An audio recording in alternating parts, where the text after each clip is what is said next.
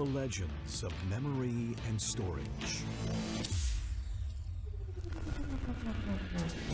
Crucial brings you the ultimate performance in gaming. Legendary products. Precision engineered. For speed and stability. Crucial ballistics.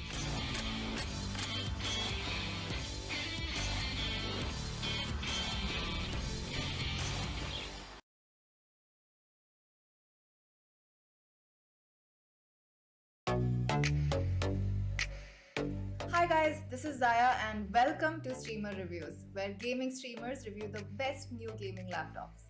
Gamers are an impatient bunch, and I've got a laptop just for you. Let's look at the top 3 reasons why the Acer Predator Helios 300 is perfect for the impatient gamer. Number 1. Its 11th Gen Intel Core i7 processor, which brings out the potential of the GPU's high-speed GDDR6 memory to ensure faster experience with higher frame rates and lower latency. Gamers hate long load times. That's why our second reason is the Helios 300's 2TB PCIe SSD. The SSD operates at PCIe Gen 4 speeds, giving you incredible read-write speeds for a faster response time. If all this wasn't enough, check out reason number 3. The 5th Gen Aeroblade 3D technology plus Vortex Flow, which lets you say goodbye to heating issues. Shout out to the Predator Sense dashboard, which lets you monitor your system, overclock, and customize everything instantly from one place. I think it's clear that this system is geared for super fast results. Get your Acer Helios 300 powered by 11th Gen Intel Core processor now.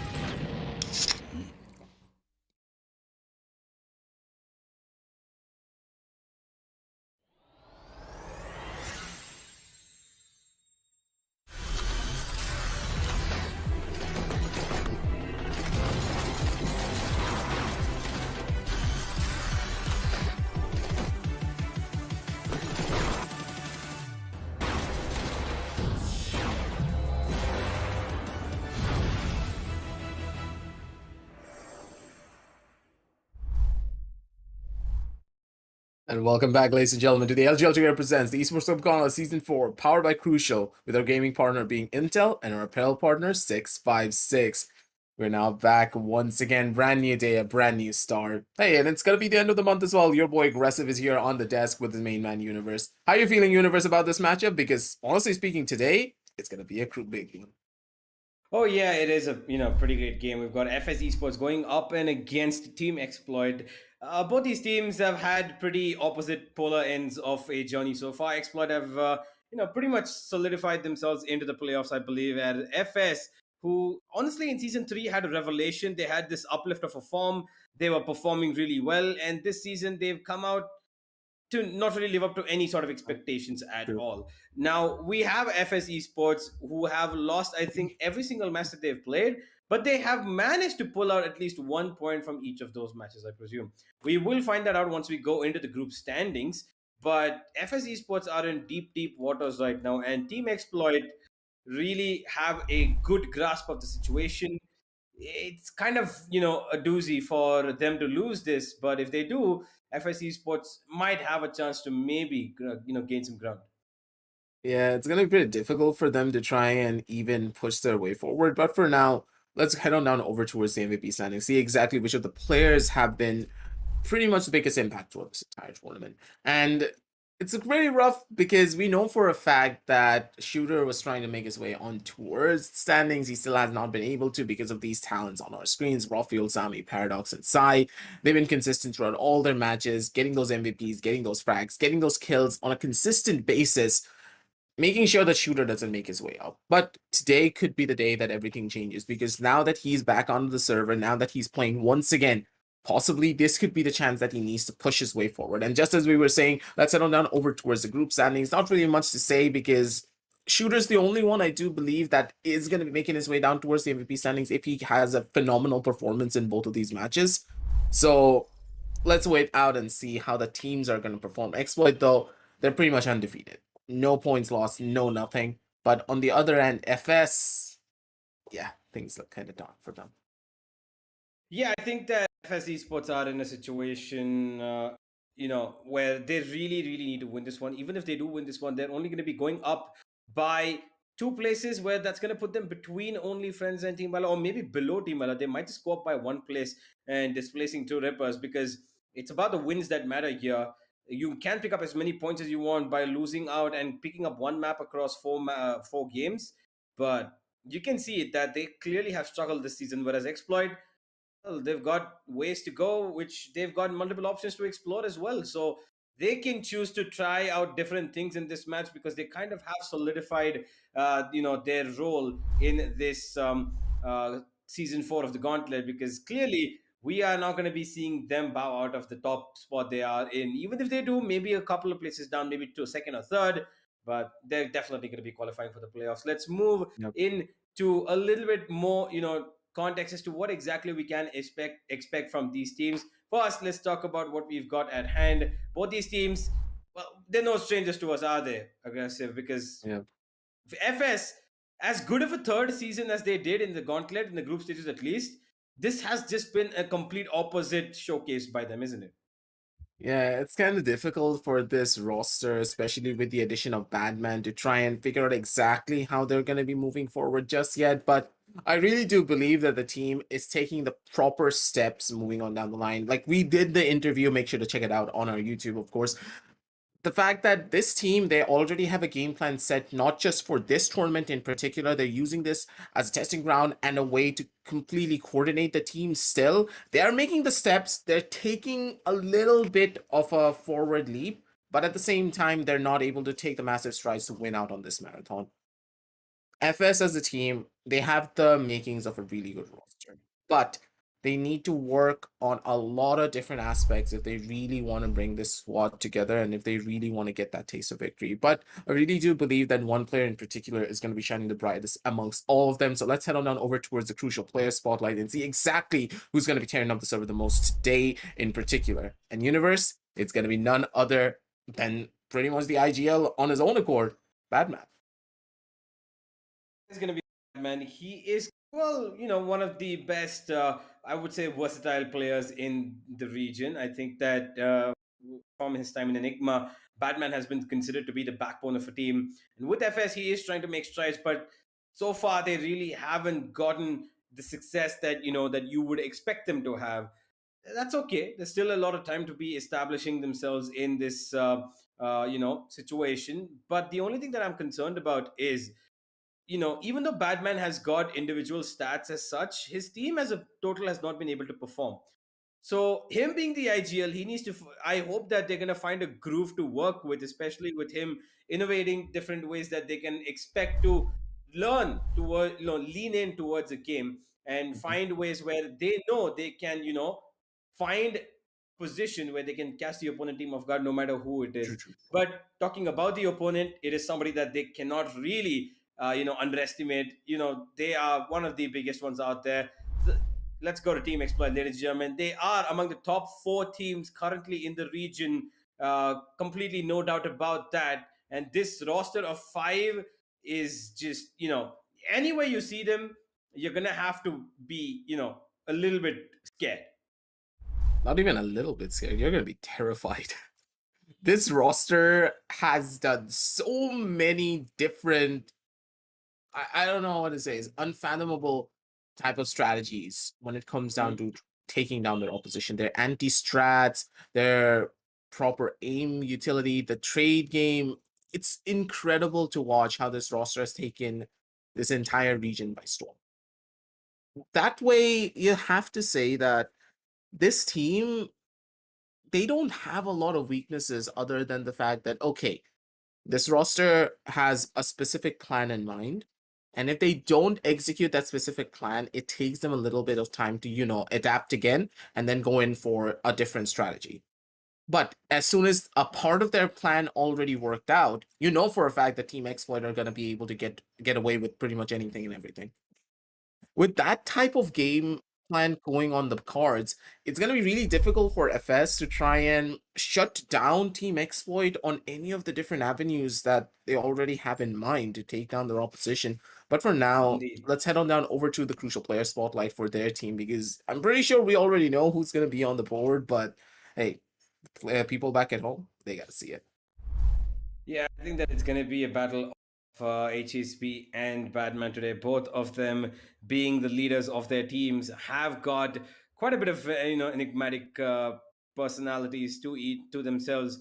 Given that HSP playing multiple roles across the team as well. He plays the Sova, he plays the Sky. If need be, he switches up to a Sentinel or controller as well.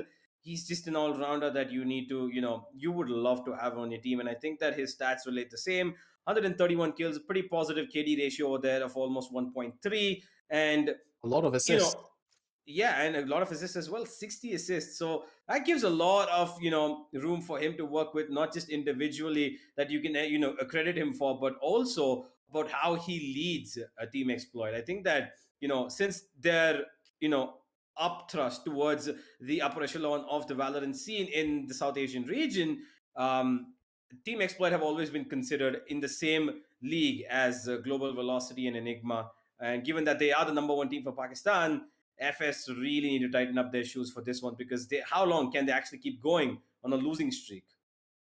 Yeah, that is true.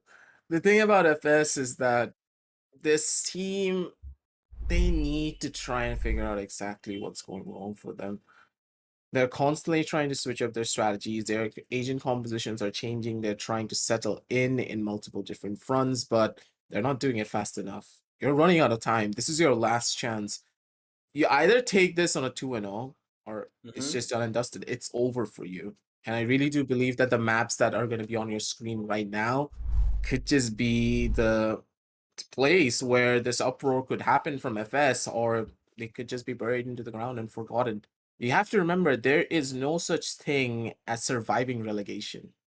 Either you get into the top 4 or you're just done. This is the last season of the Gauntlet. Indeed, I think that Team Explore picking up Split is probably the most basic thing there could be. They love playing Split. It is pretty much their map, and the composition's kind of a given. You, no matter how many times you play against them on this map, it is going to be difficult for you. Only a handful of teams are able to beat them on this map. But FS Esports, I don't know if they are in that handful. Ascent is a very safe pick, and I think that them going for that FS is kind of a safe haven kind of a thing. I think that they've tried to play this not too much out of the blue. I've seen them pick Icebox before. FSC Sports have gone for the Icebox pick before, but it is there in the map pool anyway. So not sure whether or not we're going to see this. Team Exploit should be comfortable with both of the first maps. Icebox is something that I think that they're going to have to try and maneuver out if it goes there. But I should see Exploit winning the map of Split comfortably, and maybe a little bit more of a competition on the map of Ascent is what I'm going to expect. Icebox is still, I'm going to say it's in thin air. Whether or not we're going to see it depends on who pops the balloon first. Yeah. I think that Exploit, it should be an easy take for them on the map of Split. FS, they don't really have the best track record on this map in particular, so I'm gonna say it's like a 70-30 split, no puns intended, on the fact that Exploit are gonna be able to take map number 1, but on Ascent, it's a little bit worrisome.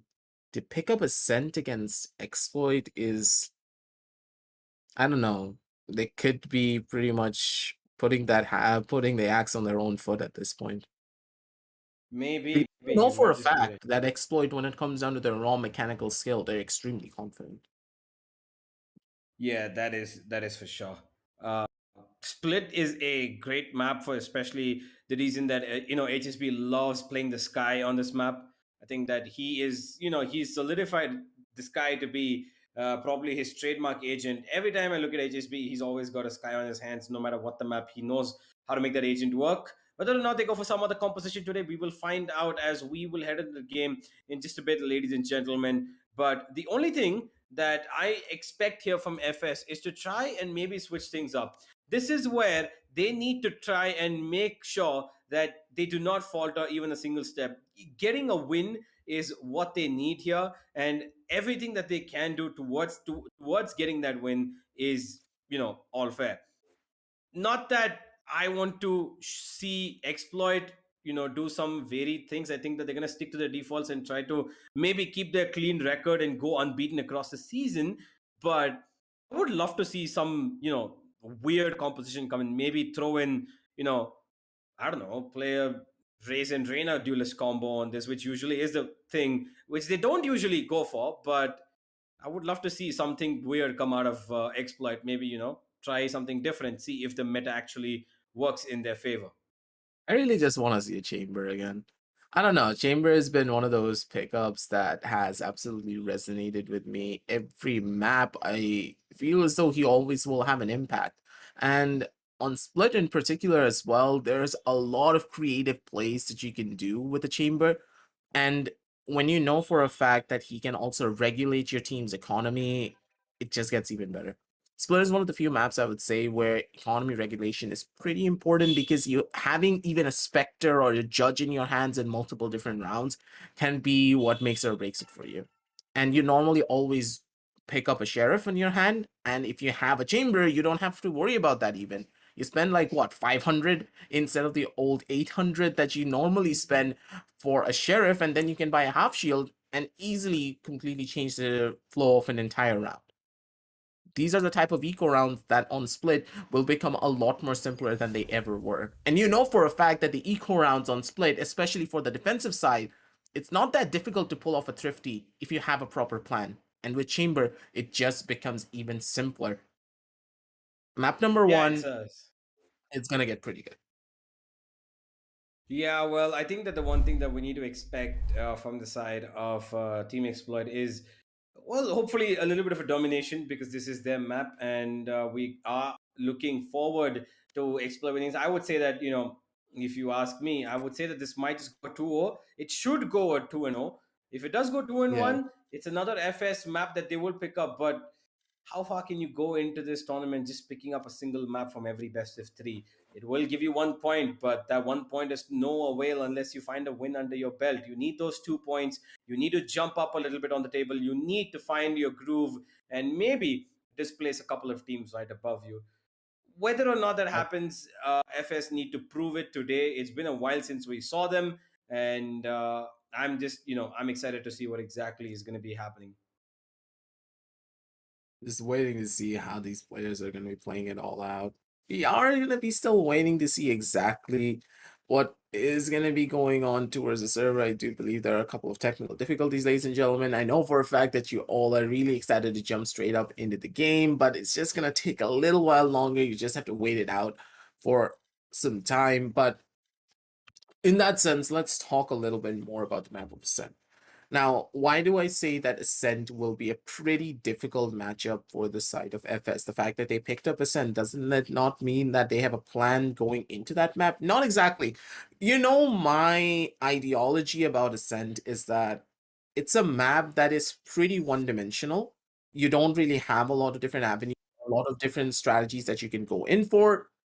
And in that sense, you really are just focusing on your raw mechanical skill. But let's move on back from that a little bit here. We do have the agent selection on our screens, and immediately Team Exploit, they're going in for the pickups. Like this was an instant pickup.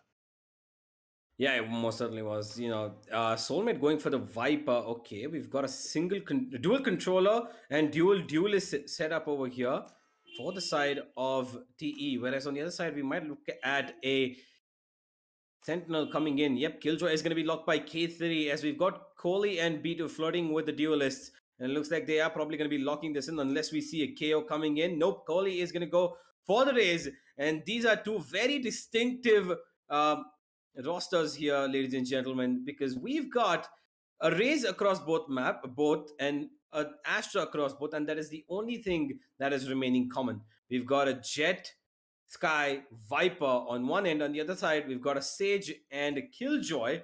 And looks like B2 might just go. Okay, we've got a KO as well. That's a whole load of different agents that we've got on the server today, right now. This is going to be an interesting match for sure. I think that, a single duelist against double duelist. We've got double controller against double sentinel. This is all sorts of varied stuff coming into, the groove here, whether or not we can expect FS to maybe win with this. They've got a good setup, I think. I think that with KO being in there, it does give them a lot of room to work with in terms of disabling the opponents, especially the ultimate, because we all know how powerful KO has become recently, especially with both his ultimate and knife point. But, well, let's dive into the game and find out how exactly it's all going to turn out, ladies and gentlemen. We've got FS Esports going up against Team X-Play. Jumping straight up into the matchup. We need to talk about KO a little bit because Universe, KO is the literal definition of power creep. The guy has gotten no buffs whatsoever. And you saw how his pick rate skyrocketed over the last couple of patches. And I really do believe that the more characters that are added, the more KO is going to get picked up until he's pretty much that staple pickup that you always need to have. His null command, his 0 point, it's just too good to not pick up. I think I'm going to have to agree with you. I think that KO is an absolute, need for any team if you consider wanting to disable abilities for anybody, especially on smaller maps. Going forward, I don't know if you're going to be seeing smaller maps because for now we've seen, the change of things. We saw Breeze come in, we saw Fracture, which is again still a relatively larger map than what we usually seen. Ascent is a great pick for KO. Split is probably, one map where you definitely need KO. It's just unfortunate that, every time we see a KO being picked, you need to see how do you counter a KO? There's not really that much counterplay. Think of it like an Astra situation. How do you counter an Astra? She places her stars. You bring another Astra. The opponent needs to have an Astra. Yeah, that's the thing. Like, there's no counterplay. Direct counterplay, let's say. Normally, how do you counter a raise? You just don't play the common corners that she uses her utility on. She throws in a grenade, and you just back off. Nothing's gonna happen to you, and then you start going in for a push. But with the Astra, it's a lot more difficult. She has, 6 Astral Stars that you need to worry about? And those Astral Stars alone can cause absolute havoc. And with the KO being in regulation as well, it's even more difficult. Throws in a fragment, throws in a null command, 0 point. You can't even use your abilities to try and counteract any form of damage that is being done. Just gets more and more difficult down the line. It most certainly does. For now, there's a small little tech pause. Unfortunately, connection issues has caused us to pause the play for now, but I think we should be starting in pretty soon. HSB has unfortunately disconnected, but he will be back. It's really, really unfortunate to see players being disconnected right before the match, kind of spoils their kind of mental as well. And here is the coach of Team Exploit, who is, might I say, looking very dashing. Yep. When are you gonna wear your sunglasses as well on Stream Universe? Yeah, no, I don't do that. Come on, man. We know you do. No. Throw on the glasses one of these days. Petition in the chat, ladies and gentlemen, if you want to see Universe in his sunglasses. Nobody see me without glasses. What do you mean with sunglasses? No. We gotta see you with the sunglasses. If chat wants it, then you gotta do it. There's a handful of people on this planet, which I can count with one hand, who would want to see me. And I don't even think you're one of them. God damn it, man. I think he Alrighty. realizes it. Oh, okay. He realizes. Yeah, yeah. He's just giving us a better view. Yeah, Yes. he's enjoying the. Okay, time for a nap. Nah, he's just gonna chill. He's just gonna wait. He's like, yep, we got Yeah, this in yeah, the bag, man. yeah. Nothing to worry about it. Yeah, there we go. That's better. Show some love. Yeah, I also do think that the teams are ready. They're gonna be jumping straight into the matchup. They're gonna be excited. They're gonna be pumped up and hyped for all of it. And with that, ladies and gentlemen, jumping straight into the matchup universe. Are you ready for it? You see, no, I am. Yeah, let's find out how it all turns out here. We are going to be starting with the match just about in a couple of seconds, ladies and gentlemen. But fasten your seatbelts. This is going to be a bumpy ride, that's for sure. Team Exploit on the attack, going up against the defense of FS. They've got a double Sentinel. They've got a KO as well. And not to mention an Astra. This is a very heavy defensive lineup that they have got. And Team Exploit, well, they need to find their exploits to move into the side. Pistol round, early wall coming in from Dominic towards A main, and there is some resistance. He's got information thanks to that, but here's a mid push from King and along with the rest as well. That grenade is not going to touch anybody, but HSB is going to... Oh, wait. Oh, yeah, that's Astral Star. That was an Astral Star. Oh, man. The gravity Perfectly placed. A trade for a trade, and here we are at 4 versus 4. There cannot be any heals for the Rays on the attacking side. King has to survive with the amount of HP he has left, but these are slowing down as we're reaching towards the 1 minute mark. It's going to be difficult for Abdur to even get into a forward position, but no one's playing from vents.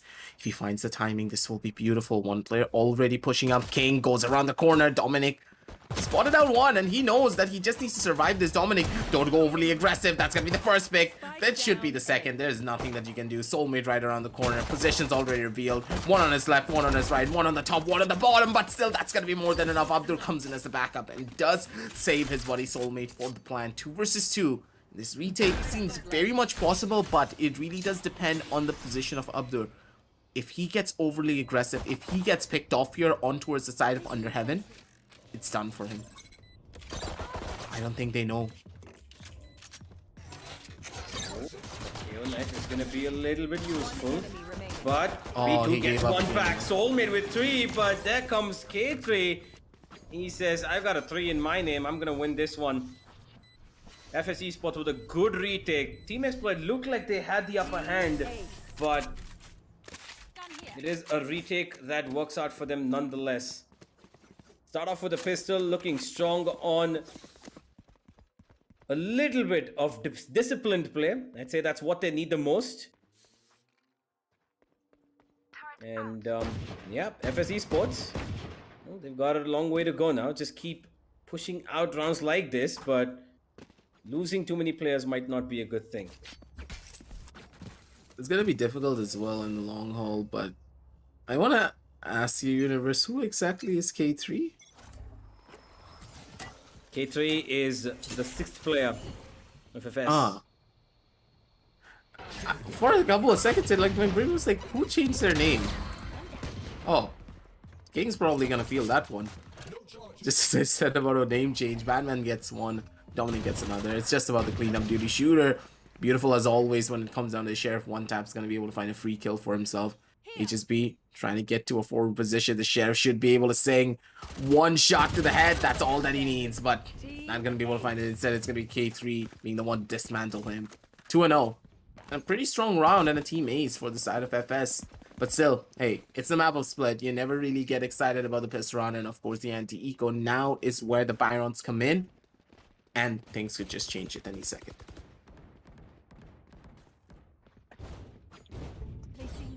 Well, a good follow-up round by FS. They try to clean it up pretty easy, but here's where the game really starts for them.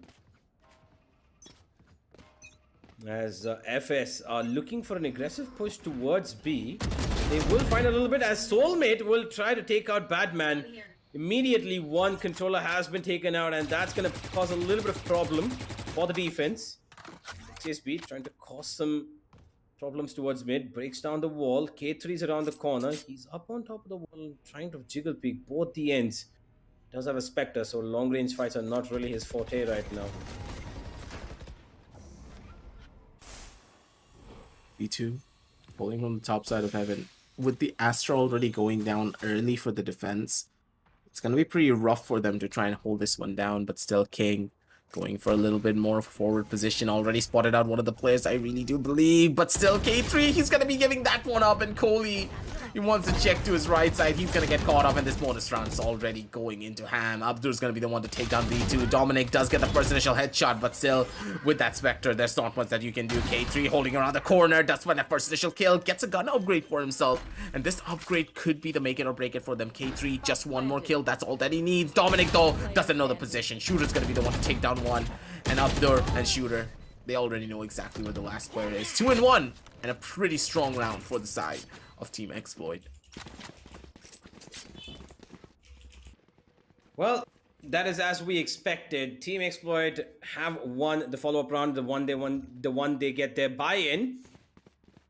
Now, this is where the real game begins. FS need to find a way to win this round and keep their lead onto themselves, because that is what they need. They need to contain Exploit in any which way possible, keep their lead, continue their consistency. And the only way that's possible is by playing the way they already did. Discipline. They're good at it, and they need to continue it. And look at what? Soulmate, okay. That jiggle pre-fire was quite literally Sublime. It was brilliant. And well, B2 is gonna be absolutely furious about that. While Soulmate has been traded, there's a lot of utility being thrown out by TE over here that's availing to no use at the moment, because the site is not being cleared. There's nothing that's going to give them space. They are getting away from here. Yeah, that's just the sad story right there. Not much you can do to try and survive that one. A good shot from the side was a Viper to take down one, but at the very end, he was traded, so no harm, no foul. Shooter, though, pushing his way up. One flash and a dream. The shot needs to be perfect, but still Dominic's going to be able to disengage from that immediately. Still pretty much surviving, and Dominic does get the revenge kill on towards the face of Shooter. K3's taking down Abdur, and one by one, they're dropping like flies. King tries to equalize, but still one more player. That's all the kills that they need, but HSP, he tried to get out of that sticky corner. Not going to be able to survive for long, though. King, he's still alive, but this 1 versus 2 is pretty much impossible. One on the left, one on the right. Where does he run? Where does he hide? Absolutely nowhere, because now it's going to be FS's turn to get that 3-1 scoreline for themselves.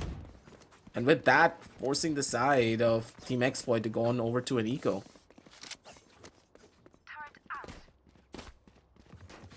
Well, that is a good round from FS, and one that they needed, like I said earlier as well.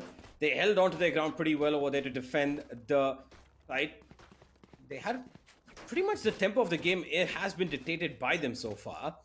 Unless there's an early pick coming in from TE. This time it could be towards A. Dominic throws in his wall yet again. And there's a lot of fire coming towards him. He's got one person to take care of, but Shooter is too quick on his feet. There's an immediate trade. Batman finds an off angle, takes him out. Going in solo like that is not really the best of situations. Batman! What are you doing? Oh no.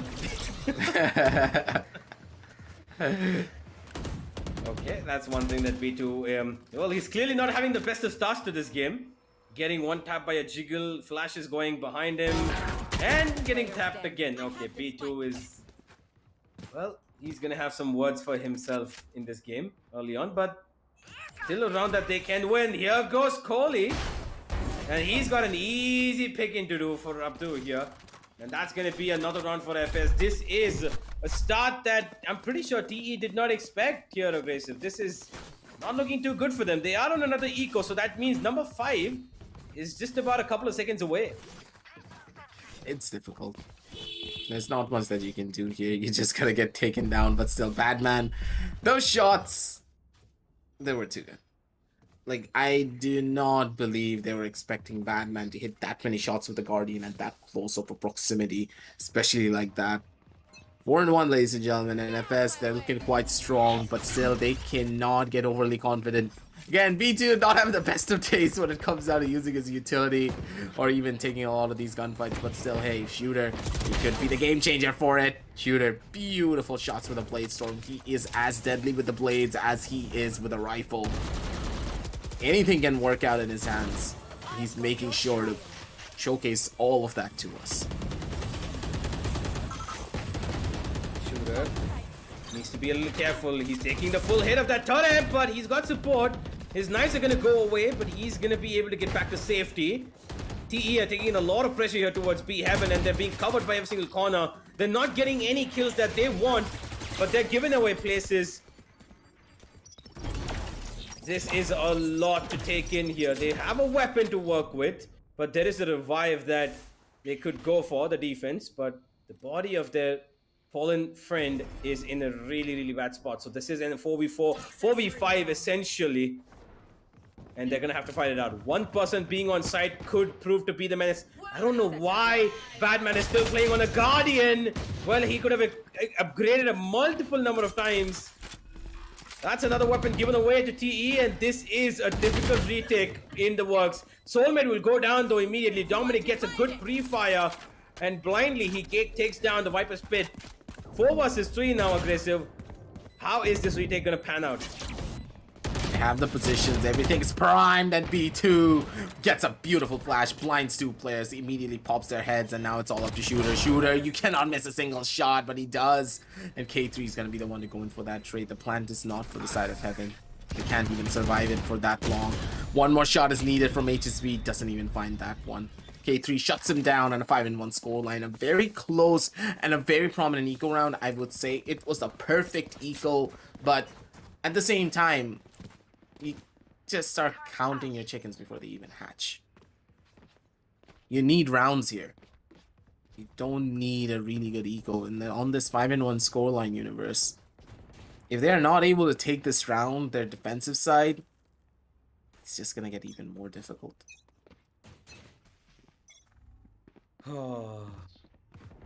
They need a couple of rounds on the attack. Like, their composition is heavily favoring the side of defense, but they need more. Yeah, they definitely need more. Shooter has crawled in towards Wentz, but that does not give him too much around to play with because Wentz was already a space that was meant to give away by the defense. And look at Batman. He's got the perfect timing. Climbs down to the Wentz just a second before Shooter does. And yet again, he's going to do it. He's going to find the feet of his opponent. King, he could not shoot a single bullet. Unfortunately, brings out his knife at the wrong time. But he will get healed. Back to 100 HP he goes. Soulmate finds a weapon on towards FS, on towards A main, and here's Batman trying to stop them. Batman is being a menace right now with not just his utility, but also his aim. And even though the A side has been taken control of by Soulmate, he's got no support. He's got the spike way out of his region. His friend King needs to bring it to him. Batman's holding down that line. Kohli goes for the peak. King will take down Batman. This is trades going all the way, but it's still a 2v2. Ray's ultimate available on King, but he doesn't even need it. All he needs is his aim, and he's gonna find the side for himself. The plant goes down. This is a 1v1. Oh, they don't know. Oh, man. Smart play. K3 went through immediately from screens instead of pushing his way onto Heaven to try and get the cutoff pick. King could not read the situation, and it was a 6-1. Focus for a second. Indeed. This was the most crucial round for Exploit, and they lost it. Very close loss, yes, but they needed it. I mean, if you look at the overarching storyline here, guys, almost every round until the point it's around the 1 minute or 45-second mark, it's actually pretty close against both teams. It's only in the end that FS somehow are able to clutch out and edge out rounds unless there's an eco on the opponent's side. Exploit are finding ways to make things happen. They are finding good amounts of entries, but they're just not able to capitalize upon it in the way that they want to. There's not much to do here even in these type of situations. The thing is that you're gonna say, oh, the side of Exploit are just playing it pretty badly, but no, FS, they just have a lot more answers in a multiple different fronts. Just look at plays like this. Like, what do? You just can't do anything. Those flash timings are beautiful. B2, they just immediately pops a flash and there's nothing. that Team Exploit could do to even try and circumvent any of this.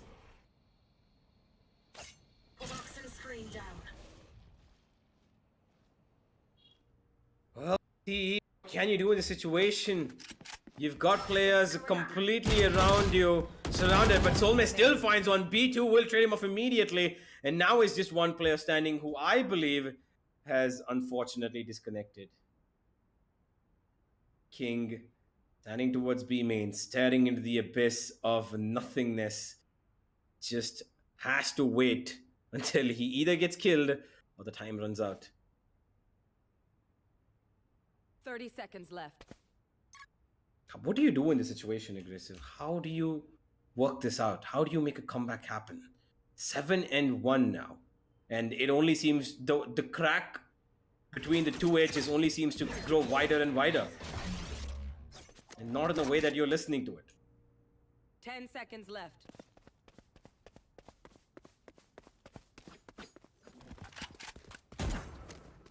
Oh boy, yep. There it is. There comes the knife kill, and there is the 7th round for the defense. FS Esports comfortably in the lead, looking really, really good right now. They've got absolutely total control of the game. TE are not able to keep up. They're losing players left, right, and center. How do you come back from this? About there. Trying to imagine a situation of what they could do. It's difficult. They're trying to switch up their strategies. They're trying to maybe get a little bit of a different avenue to work with, but nothing is aligning for them. They're taking fights. They're trying to maybe get a different avenue to work with. But trades are there. The individual skills are present, but Exploit, they're just not able to get anything done on the map of Split. It feels as though they're being read like an open book, and B2, being that initiator that he is able to just flash them out of every single corner, and Exploit, they're not even expecting any of it. This is one of their best maps.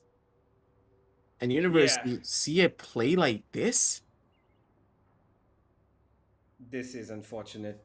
King has reconnected. I think he's come back onto the server. And we should be starting off pretty quick into the game, ladies and gentlemen. Unfortunately, this is just, turning tides in a way that we did not expect. Split was chosen by TE. And the only thing that they can do now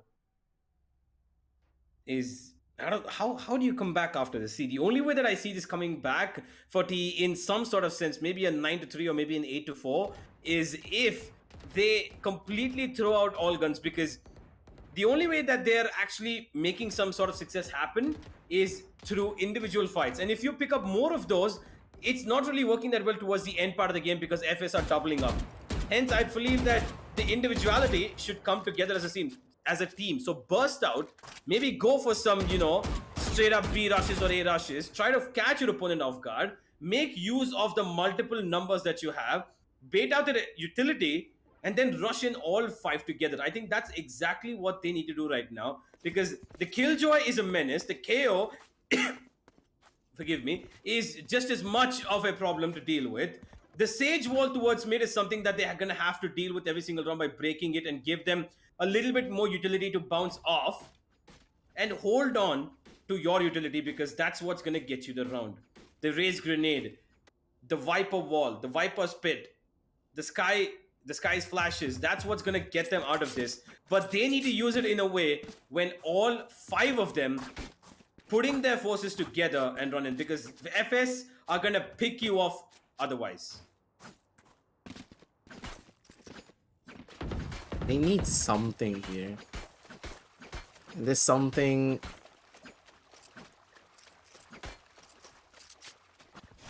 needs to start right here and right now at this point.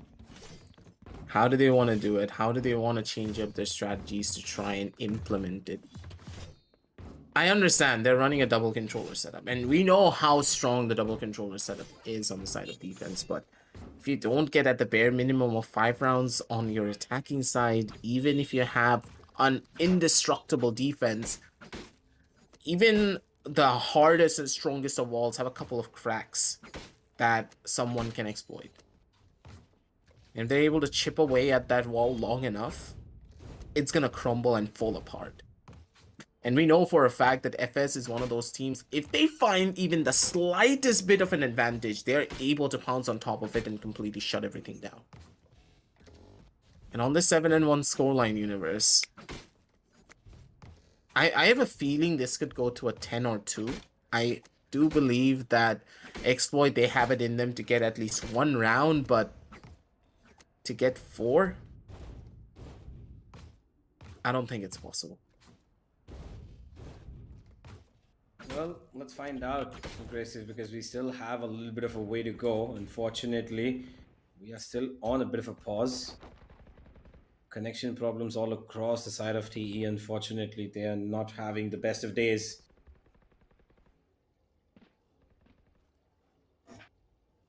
And they're in those positions, but I do believe they, okay, give them an opportunity, give them a chance, they're going to be able to evolve, they're going to be able to adapt and change up their strategies accordingly. But in that sense, Universe,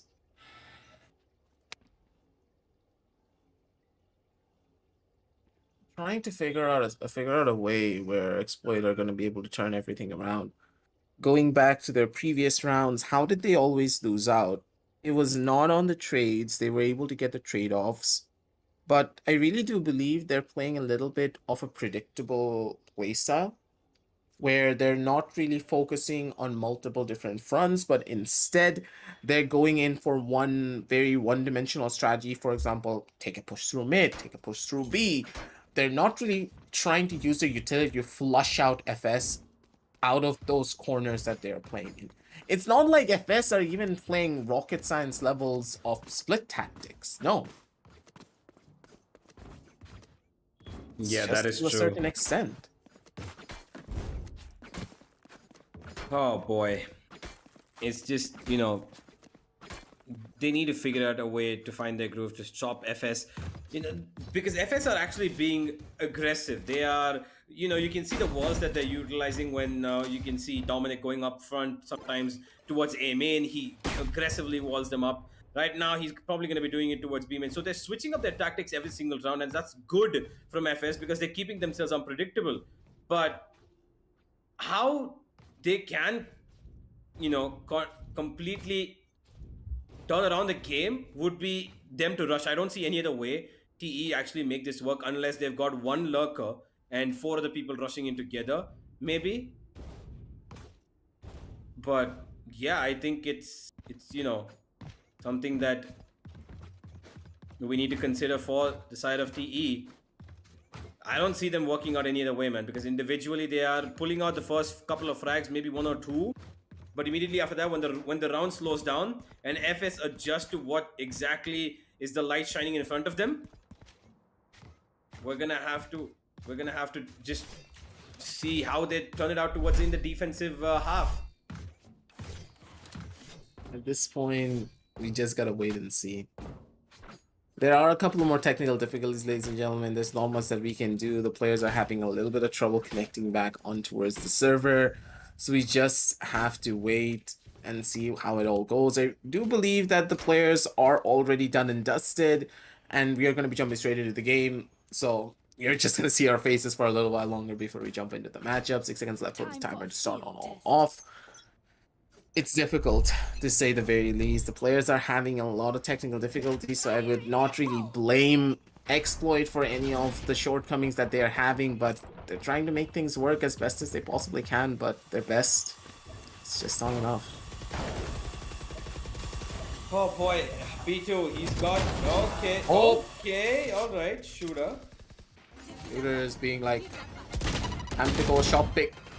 Never mind. Spike down, B. HSB takes out 1, has to take out another to try and make this round work, but oh boy, here comes K3 with blazing guns, and he's going to take out both King and HSB. 8-1, an immediate start and an immediate shutdown as well for the side of FS.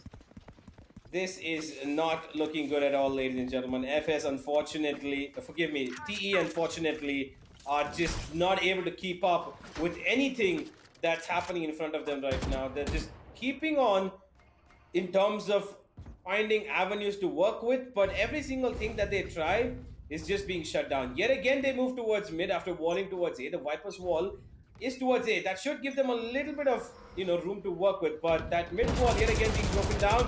Shooter dashing in, has got a just to play with, but here's Kohli stopping them in his tracks. There's a lot of utility being dumped over here. B2 gets another, and B2 is absolutely relentless right now. Flashes out, King will get him, but Kohli's just too quick on the trade. Kohli pulled out the shorty in the exact moment. Gets a little bit more of a forward position. HSB, he's looking for the kill. He's got to be good for one, but he cannot get the second. 9-1, ladies and gentlemen. And it feels as though the entire server is getting painted in the blood of Team Exploit. Picasso's in the making. FS. The art is on display, but is it pretty? To some, yes, but to others, not really.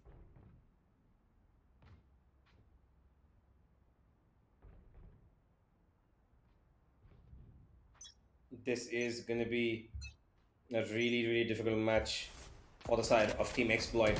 9-1 down, and there's B2 just adding on to the misery that the side of TE have been facing. Shooter's just been running in blind with his shotgun. This is the third time in a row that he's given up his life as such. HSB holding the Guardian, looking for a kill. B2 will shut him down. And K3, well, he's got one job to do, and he does that perfectly. 10-1. And I think I just might have to say it, and I think everyone has to agree, will agree, that the match is over. I think it's pretty much done, and we're gonna be moving on to Ascent in just about 5 minutes. Yeah, I think that with all the technical difficulties now plaguing all the members of TE, there's not much that they can do. There's not much that we can do even, ladies and gentlemen. Think about it. Like, we can't fix their internets for them. It's pretty much out of our hands. So, I think at this point, it's just a tough loss on this matchup, at least, for this map in particular. But let's see if they can give us a little bit of a show, but I think that B2 instead is going to be the one to put up a performance. Kohli comes in with a showstopper, takes down 2. Soulmate's going to be able to take a little bit of a revenge kill, but now, with everything getting picked up from the sidelines, TE, it's done and dusted.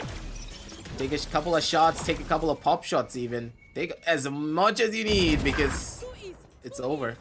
Yeah, Abdur, Batman looking down. What? Unfortunately, he was looking at the closer angle, did not expect somebody to come on from the other side. But it doesn't matter, it's a 1v2 now. The spike is out in the open. There is an ultimate that K3 can just drop in if he wants to. Oh! He tried it. He tried. He tried. Hey, imagine if you could push the spike around with a satchel. Yeah, that wouldn't that be something actually? That would be fun, dude. That would be fun. Like, imagine. No, it's not even about fun. It would actually change the game as to how people play Raze. Yeah. Like, they would keep the satchels just in case the spike got dropped somewhere and they need to get it towards them. It's a very niche thing, but at the same time, some of these niches really can be game changing, but at the same time, it's a small quality of life update, I would say, in the long run. But I do see a couple of shorties coming in. This will be fun. Oh boy. Let's see what you got. I mean, this is the one thing that they can do. Play close corners, shut them out completely, and Soulmate's looking to do it. All he needs is one hit. Through that orb they come, and they find themselves in a really bad spot. Soulmate finding 2, looking for a 3rd as well. Oh my god, what a round by the shorties. Just leave every other weapon. Play with the shorties now, guys. Use the Viper utility, use the shorty, use shotguns all around. And that's the way you win this. Let's go, Team Exploit. 11-2 now. And this is the start of an illustrious comeback. They had the angles, they had the fights, and with the Shories. Apparently, they're able to switch everything out here as well. Yep. Judge, though, this time around in the hands of Soulmate. He's going to play those close proximity fights as much as he possibly can because he knows exactly how he can get away with all of it. Positions are already known. One on the left, one on the right. It is going to be B2 finally being able to shut down one more, but still Shooter is causing the damage. He's dealing everything that he can. B2's not going to be able to do out much with that classic. Flash comes out. Final player has already been spotted. 11-3. And the defensive side of Team Exploit started all off with a bang, and it's kind of expected as well. You know for a fact this composition is really powerful on the side of defense, but now with the guns finally coming in for FS, things could be a lot more different. The 5 minutes that you said, Universe, could just easily be 15 or 10. 10 or 15, like that, other way around. Well, let's find out. 11-3, and this should be FS trying to make their way in towards the match point because of the weapons that they have. This is their buy round. I would expect them to, but what they need to be careful is about those close range fights, which King is not going to give them because he's got a Marshal. So they need to be careful about how they play this because there are shotguns running in towards this general direction. And HSB, okay, that's just a mad rush towards mid. Shooter will find one. Shooter will find two. Okay, no, that is not supposed to happen. Now this is... okay, interesting. The stars are aligning for them, dude.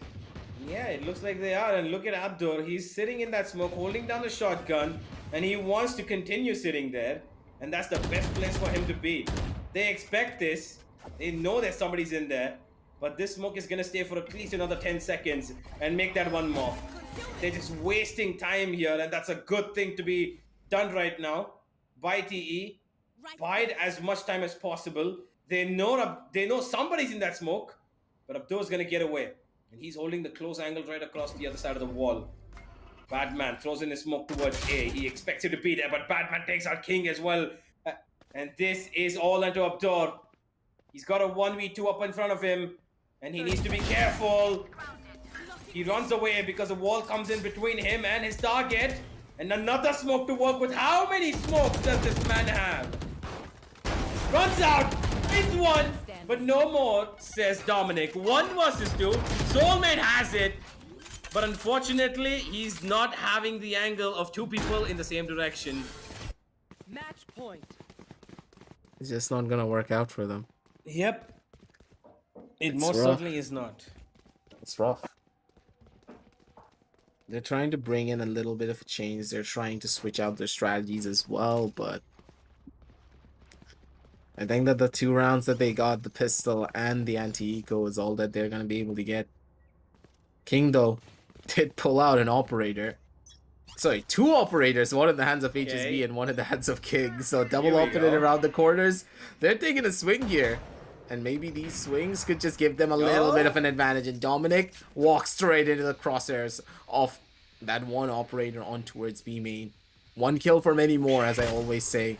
It could just work. Interesting flash, HSB. Wants to flash his own teammates. Oh, okay. Okay. Okay. Alright. Nobody spotted. That's one good thing, but King is holding on a very good angle here.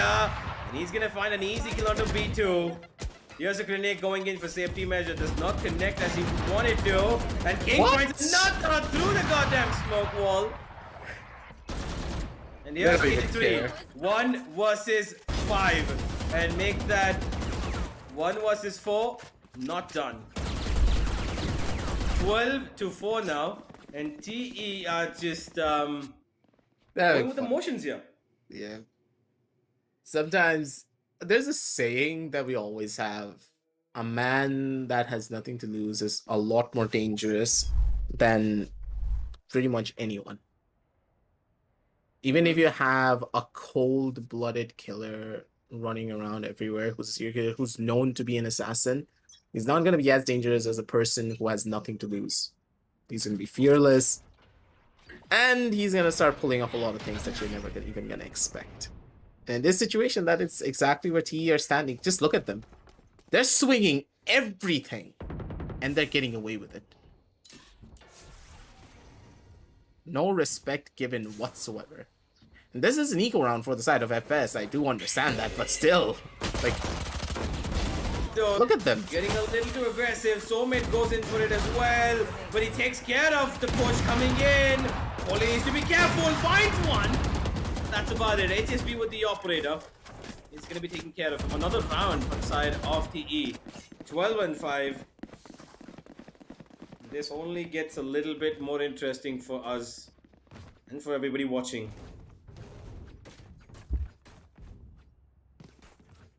The last couple of plays here. Last couple indeed. There are 3 operators now on the server. Shooters holding one. King has one on his hands, and HSB is scoping with the last one. This is an interesting development because clearly on the defense they're having a little bit success thanks to the operators. And here goes a little bit more utility uses to try and secure this map here, ladies and gentlemen. B2, he's got covered his teammates thanks to his ultimate. So no utility gonna be dumped onto FS. That is smart, dude. The way that they Yeah. place the Killjoy lockdown, that is beautiful. Yeah, it most certainly is. This is good measures taken by them. HSB is going to be the only one who's going to be detained, but he jumps. No, he jumps down. Why would he jump down towards that? He could have just stayed up there and saved himself. Oh no, Batman's not peeking. Batman, you need to peek. Batman! Oh, Coley! Oh! He connects that, of course he does. And with that, ladies and gentlemen, a last-ditch effort to throw in a couple of ultimates and make it their map split has gone to FS. And what a way as well. The Astra Cosmic Divide, the Killjoy Lockdown, and the Chaos Ultimate to shut it all down. That was, standard A-side execute. I think we've seen it multiple times. And job well done from the side of FS. Unfortunately for TE, they just couldn't match up to what was being put up against them. And it's just unfortunate that they've had so many connection issues as well. It just kind of hampers the mentality of a team. And, well, this might just be their first loss, ladies and gentlemen, coming up on our way. Let's go back to the match highlights, though, because the entirety of this map has been the FS show, start to finish. And Exploit, well, as much as they would have liked to make this work, this is, by the way, their map pick. It's, well, just gone the opposite way. Yeah, sadly, there's not much that you can do to try and bring this one back. I would say that, Team Exploit, they could have done this better, they could have done that better, but at the end of the day, what could they have done better? Tell me honestly.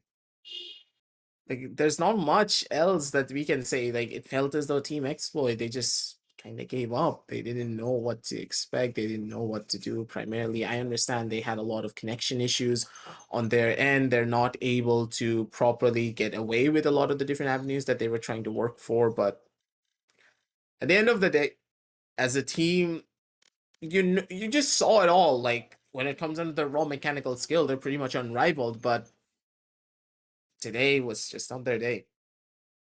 NFS, they pulled out all the stops. They had their strategies, they had their trade games, and I would have to give props. They were just able to take all of the fights, use all of their strategies to beautiful, sublime succession.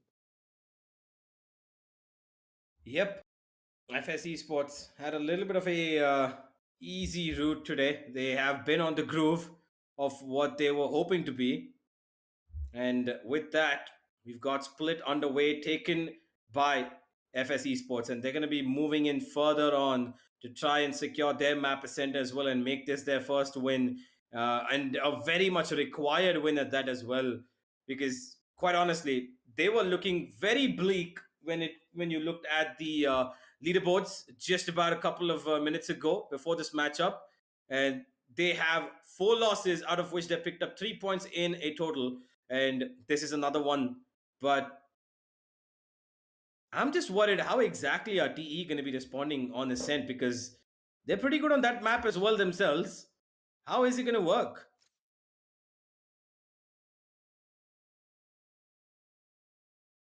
Let's just see how all of this is going to play out. Because for now, we can see it on the scoreboards as well here. Looking at it, Kohli just went ham. 17 kills on this raid, 209 ACS. It's just being an absolute menace when it came down to the side of FS, but B2 as well, he was able to perform, man. And still to this day, I'm surprised that B2 plays on a goddamn 60 hertz and plays at this level. Being able to take down professional teams like Team Exploit, taking on players like Shooter, Soulmate, King, HSB, and Shaka, it's not easy. That is true. It most certainly is not easy for anybody. But hey, they've made it work, FS Esports, and now we're going to be moving on to Ascent, ladies and gentlemen. Kohli leading with the MVP, Shooter on the other side, as Soulmate himself has 15 kills, but they had pretty good individual performances, Shooter, Soulmate, and King. But FS as a team were just a little bit more complete today on the map of Split. Now we've got Ascent coming up, and that is going to be a really, really interesting match as well. What they're just going to completely throw everything out of the blue and do something different? We're going to find out in just a couple of more minutes, ladies and gentlemen. But that is all that was for Split. We're going to be back with the Tec Gauntlet Season 4, powered by Crucial, Gaming Partner Intel, and of course, apparel partner 656. Whether or not FS take their first win, we'll find out in just a couple of minutes.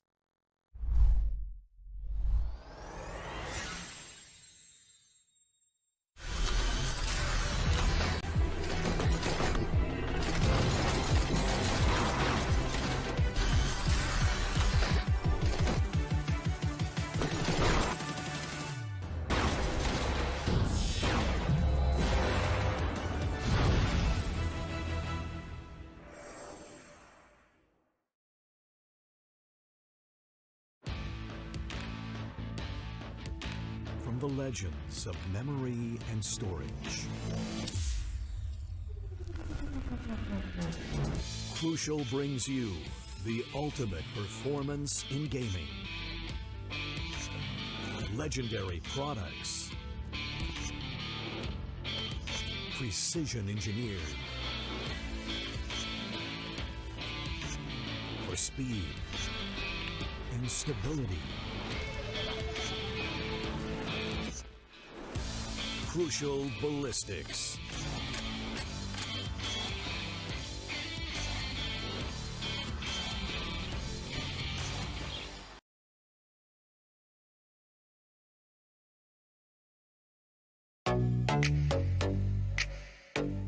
Hey guys, I'm Ankita. Welcome to Streamer Reviews, the place where you can watch gamers review the best new gaming laptops in the market. Gamers love exploring the vivid detailing of their favorite games. This demands a system that can support their immersive experience. So, we'll be checking out the Intel-powered Lenovo Legion 5, a laptop with features that let you dive into the exciting world of gaming. One of the most important aspects of the Lenovo Legion 5 is its 11th Gen Intel Core i7 processor, with a base clock speed of 2.3 GHz up to 4.6 GHz turbo. It flaunts 8 cores, 16 threads and 24 MB cache. The Legion 5 lets you untether your gaming experience with Intel Wi-Fi 6, ensuring you can enjoy your favorite games wherever you like. Play on the go with up to 75% less latency. The Lenovo Legion AI engine optimizes performance automatically to any of the top 16 AAA games you're playing, with auto detection dynamically allocating CPU and GPU usage accordingly to get up to 15% more FPS. Speaking of senses, there's another sense that's also important for an immersive experience: sound. Thankfully, the Legion 5 has this covered as well. A pair of stereo speakers enabled with dynamic audio gives you an immersive 3D audio experience. Why wait? Get your own Lenovo Legion 5 and dive into the world of gaming today.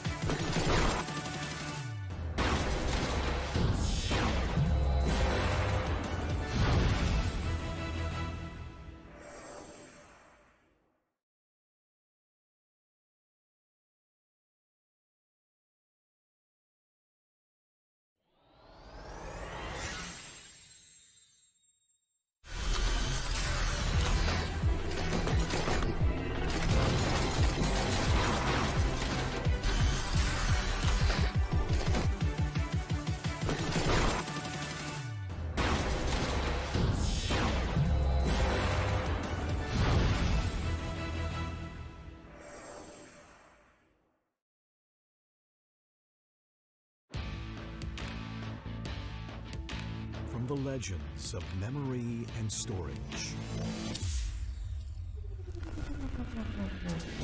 Crucial brings you the ultimate performance in gaming. Legendary products, precision engineered for speed and stability. Crucial Ballistics.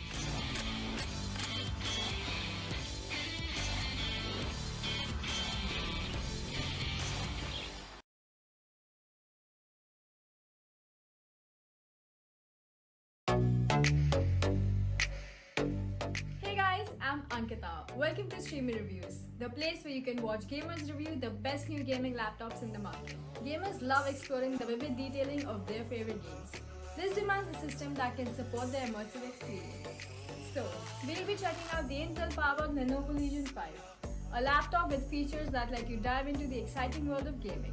One of the most important aspects of the Lenovo Legion 5 is its 11th Gen Intel Core i7 processor, with a base clock speed of 2.3 GHz up to 4.6 GHz turbo. It flaunts 8 cores, 16 threads and 24 MB cache. The Legion 5 lets you untether your gaming experience with Intel Wi-Fi 6, ensuring you can enjoy your favorite games wherever you like. Play on the go with up to 75% less latency. The Lenovo Legion AI engine optimizes performance automatically to any of the top 16 AAA games you're playing, with auto detection dynamically allocating CPU and GPU usage accordingly to get up to 15% more FPS. Speaking of senses, there's another sense that's also important for our immersive experience: sound. Thankfully, the Legion 5 has this covered as well. A pair of stereo speakers enabled with dynamic audio gives you an immersive 3D audio experience. Why wait? Get your own Lenovo Legion 5 and dive into the world of gaming today.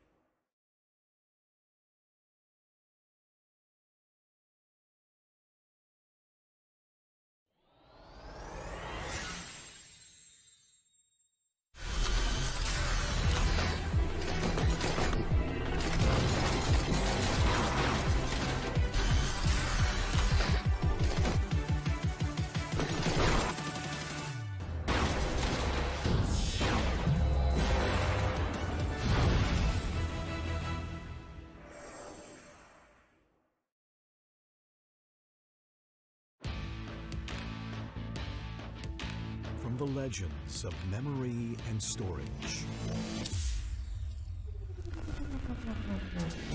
Crucial brings you the ultimate performance in gaming. Legendary products.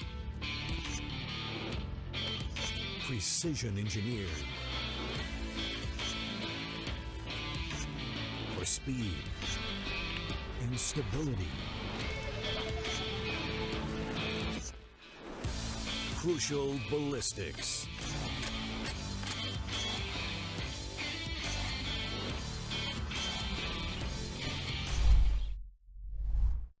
And welcome back, ladies and gentlemen, to the LGL2 presents the Esports Gauntlet Season 4, powered by Crucial, with our gaming partner being Intel and our apparel partners being 656. Jumping back straight into the matchup, a pretty tough loss for the side of Team Exploit. And Universe, you know how it all went down. Let's head on down over to the map video screen to relive the moment, I guess, a little bit one more time, because the scoreline was pretty rough. We did see a second win coming through from the side of Team Exploit, but do you really even call that a second win? Or maybe just like, okay, let's just go YOLO. Whatever happens will happen. I mean, I wouldn't really say that it wasn't I'm just gonna say it was interesting. Okay. Interesting, yes. It was interesting. That's the max I'm gonna throw at it. As you would expect, that the side of FS, they just took advantage of every single situation that unfortunately fell into the hands of Exploit, and they made the best use of it to try and pick out Split in a much dominant and needed fashion. Now, this is a good time for them to solidify themselves in the season. Well, never too late, I would say, but the only way that they try to even think about qualifying for the playoffs is if they win Ascent. And let's see if we get it or not. 18th selection coming up, ladies and gentlemen, as HSB is locked in the breach. We've got Abdur already going in for that Astra pick shooter, yet again with the jet, as we would expect. Soulmate flirting with the idea of a chamber, maybe. Not too bad at all if he wants to go for it. That would be a little bit of an aggressive lineup that they would be playing with. TE, Chamber, Jet, Reina, and a Breach as well, not to mention. Whereas on the other side of things, FS, they themselves might be going for a double duelist setup. Okay, Solman actually went back to the Killjoy. This is an interesting lineup from both sides. It is not exactly the same because King has actually gone for the Sova himself as well. So it is a double duelist against a single duelist, but we do have HSB playing the Breach. So there is a little bit of map control, utility that they can look to rely upon. But how far can TE actually get into this game is the question. FS looking for their first win, and with this double duelist setup that they have, that Dominic and B2 are going to be donning, I would expect them to have a good lead early on as well, given that they are starting on attack. It would be the perfect roundup for them as well here, because looking at the compositions from both of these teams, we see the double initiator coming into play, which does really rely on a lot more better communication. You need to have that perfect sync in between your duelists and, of course, your initiators, especially with the Breach, because the Breach needs to communicate with his fellow initiator, being the Sova, before he pops his own utility. Yep. Breach utility is one of the few things in this game that you really need a lot of information to pop if you're playing on any other map that is not Split and Fracture. In Fracture, you can just get away with Breach just throwing out one flash and it's going to affect pretty much the entire site. But on the other side, we really do need to talk about King being able to feed that level of information to HSB so that he can set up shooter perfectly on his own accord. The composition that Team Exploit is running purely relies on a lot of good comms. Yeah, well, let's find out if those comms are going to be working for them or not. We will be heading into the game in just about a couple of seconds, ladies and gentlemen. But yeah, I'm just concerned whether or not TE are going to be able to pull something out of the bag in this map, because Ascent is a map that they also are comfortable with. They don't really have a problem.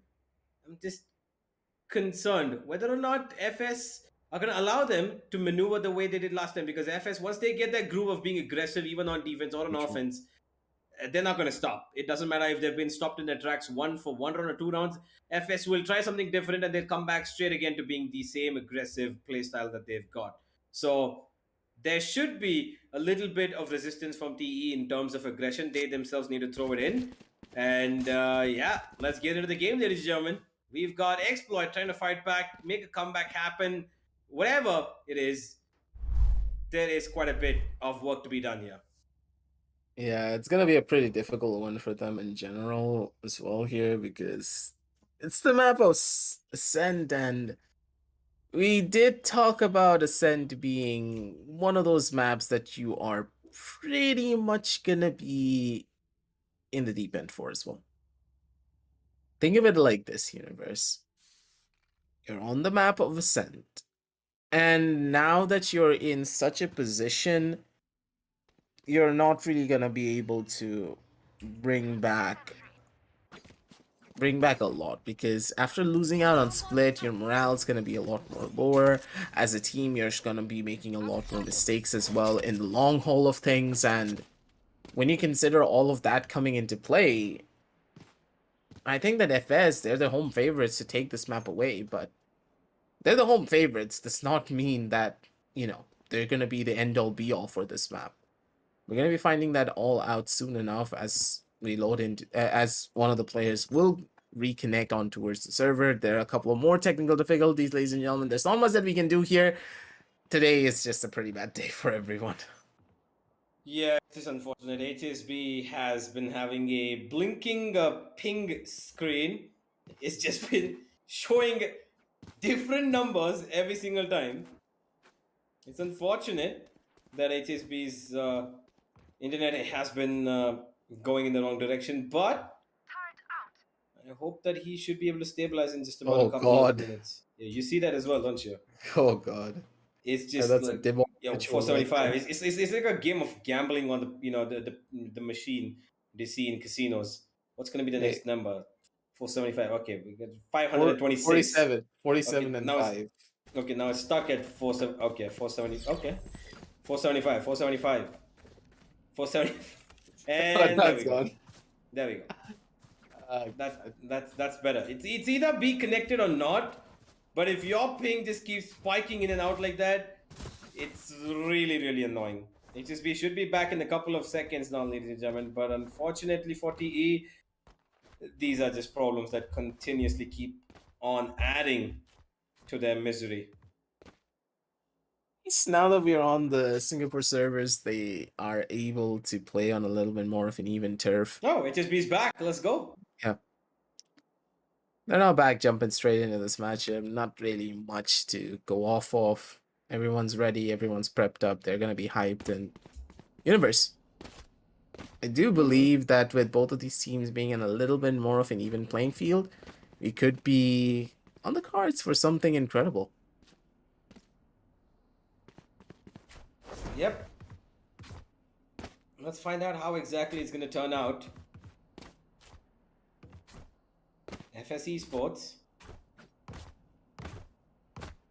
got a bit of a problem to face off in this map, and I think that problem is going to be HSB himself, because that breach is very, very annoying to deal with, and add on that with a Sova, it's just going to get a lot more worse for them.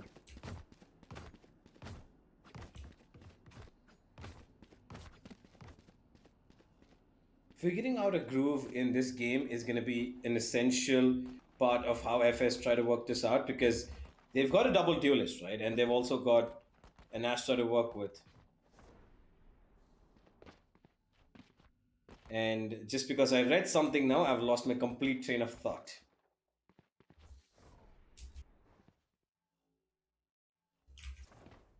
It seems that Shooter has unfortunately dropped his T onto his keyboard.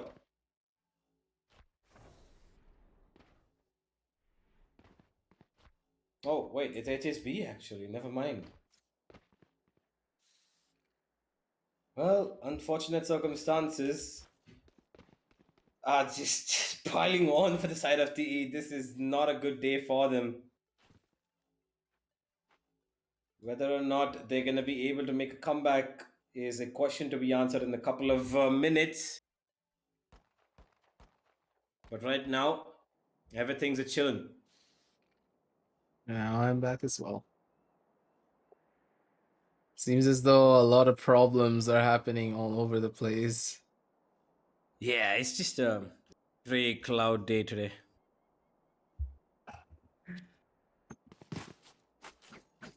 Cloudy gray day. Feels as though we Amazing. do see a lot more problems coming down the line.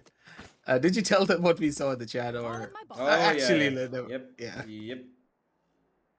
Unfortunately, we T is a problem. T is a problem. God T. damn it, dude! You just had to get all the puns. Many heart attacks are happening all over the server. But Universe, I gotta ask you, Mhm. how are you feeling? I'm just gonna leave it at that.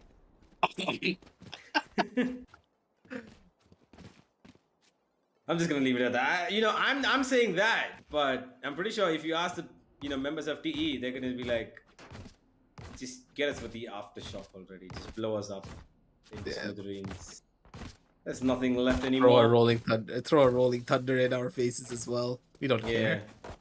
we do not care. We just want to be launched up into the air, concussed, deprived of our senses. Right there. Just gotta try and survive it all.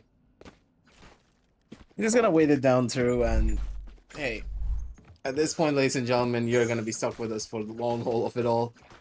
We just gotta wait. We just gotta see exactly what both of these teams have in store for us. But at the end of the day, I would say that if FS are able to take this one, they are gonna be in the running to try and get themselves into playoffs. But at the same time, they really are hoping for the other squads that they also start making a lot of mistakes. If FS are able to take this win, it's going to be one step forward for them. But at the very end of the day, it's one step forward, yes, but is it the end of the journey? No. They need to keep on winning in every single one of their matches. They cannot even drop a single map, because if they face their opponents on their 6th map and then their 7th map, which is their 7th and final one, if they drop a single map, that 1 point that they gave away could be the meaning of life or death for them.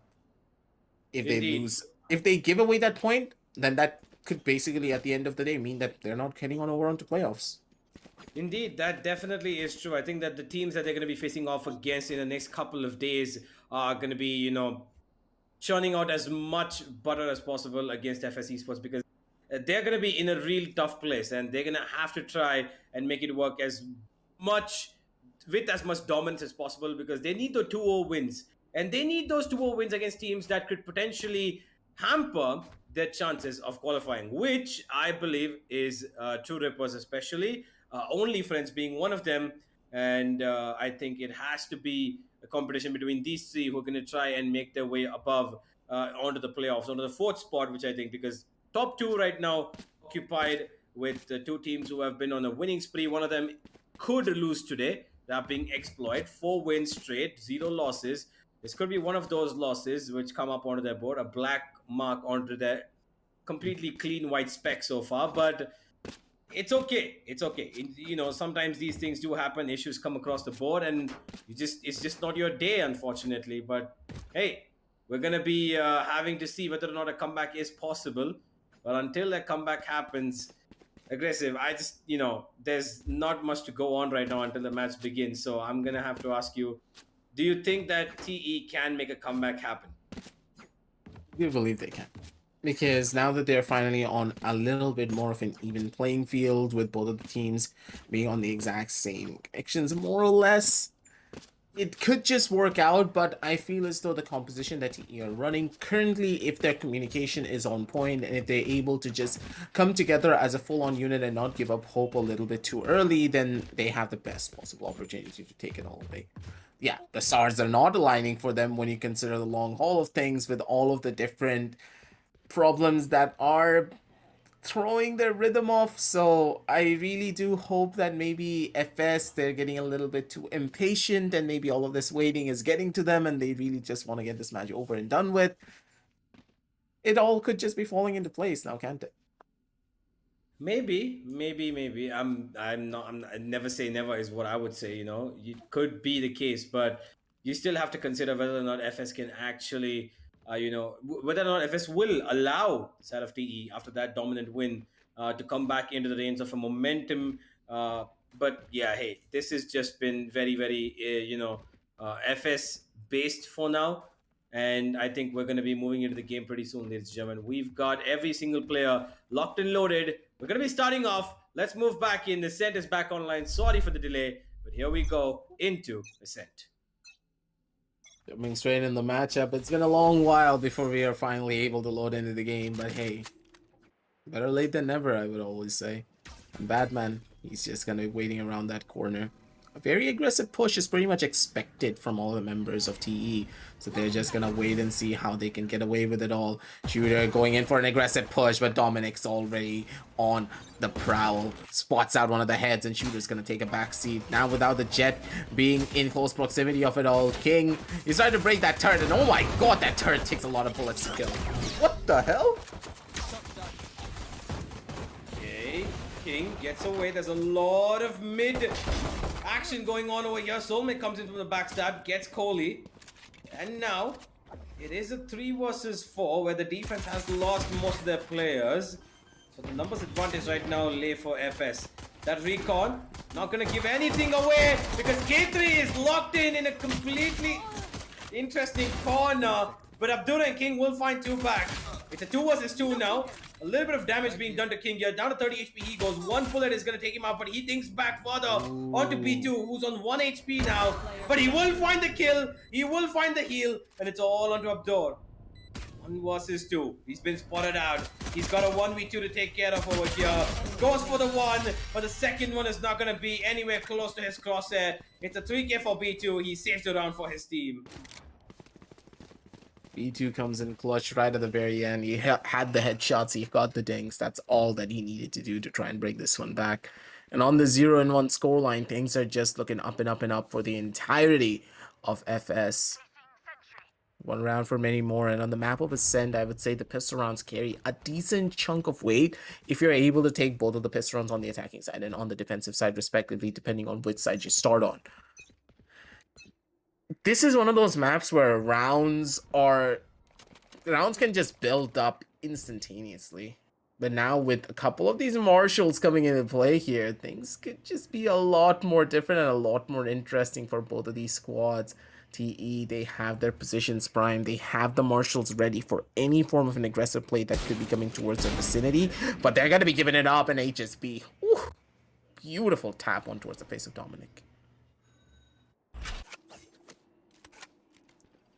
A little bit of a slow approach in this map here, at least in this round. FS are holding back, but they have got the weapons to work this out. Dominic might have been taken out. That doesn't mean this is still out of the blue for them. B2 charging in, flashes away HSB from the smoke. A lot of bullets going beside him, but the B side is completely open and up for grabs. They will take it. They will get the plant down, and it's all on the post-plant positions to work this out. 3 marshals now to work this one. How are they going to get this? TE, 4 versus 5. These marshals can easily change the tide of the battle, but only if the side of FS, they try to get a little bit too over-aggressive in the way they hold these corners.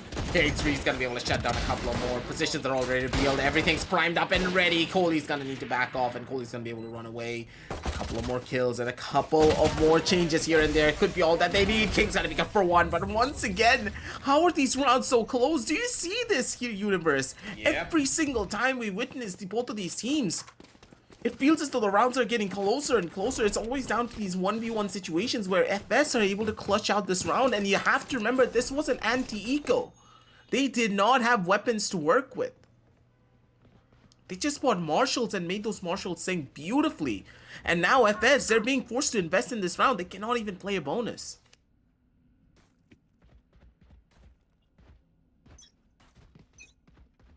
Boy, FS need to be careful. Not every round is going to be going in the favor just like it did. Batman, yet again playing with the Guardian. Concealment. What choice, I would say. He could have gone Got a bulldog, but he wants to play with the one tapper.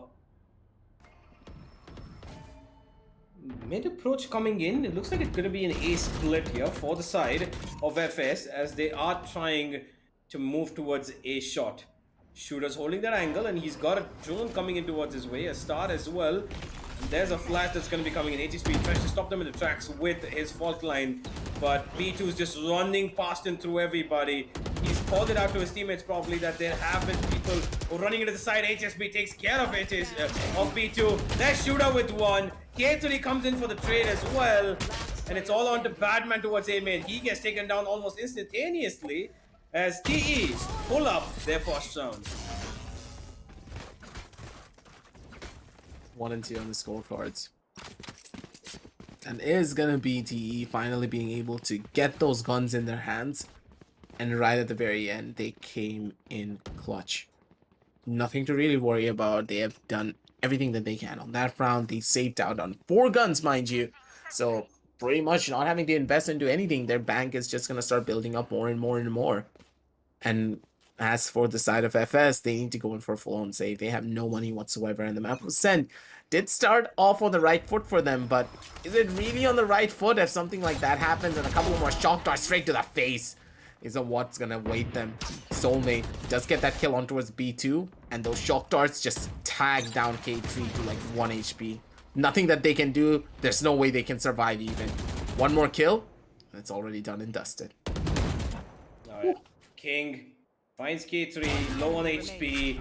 HSP will take care of Dominic towards high mid, and Coley trying to sneak out towards Gardens is going to be stopped in his tracks. 2 for 2, and TE right back in the game, ladies and gentlemen. This is going to be an interesting matchup. The first buy round for both these teams comes in. How this fares out is going to be an interesting prospect. This is going to be neck and neck. This is going to be closer and much better than Split, and I can definitely attest to that.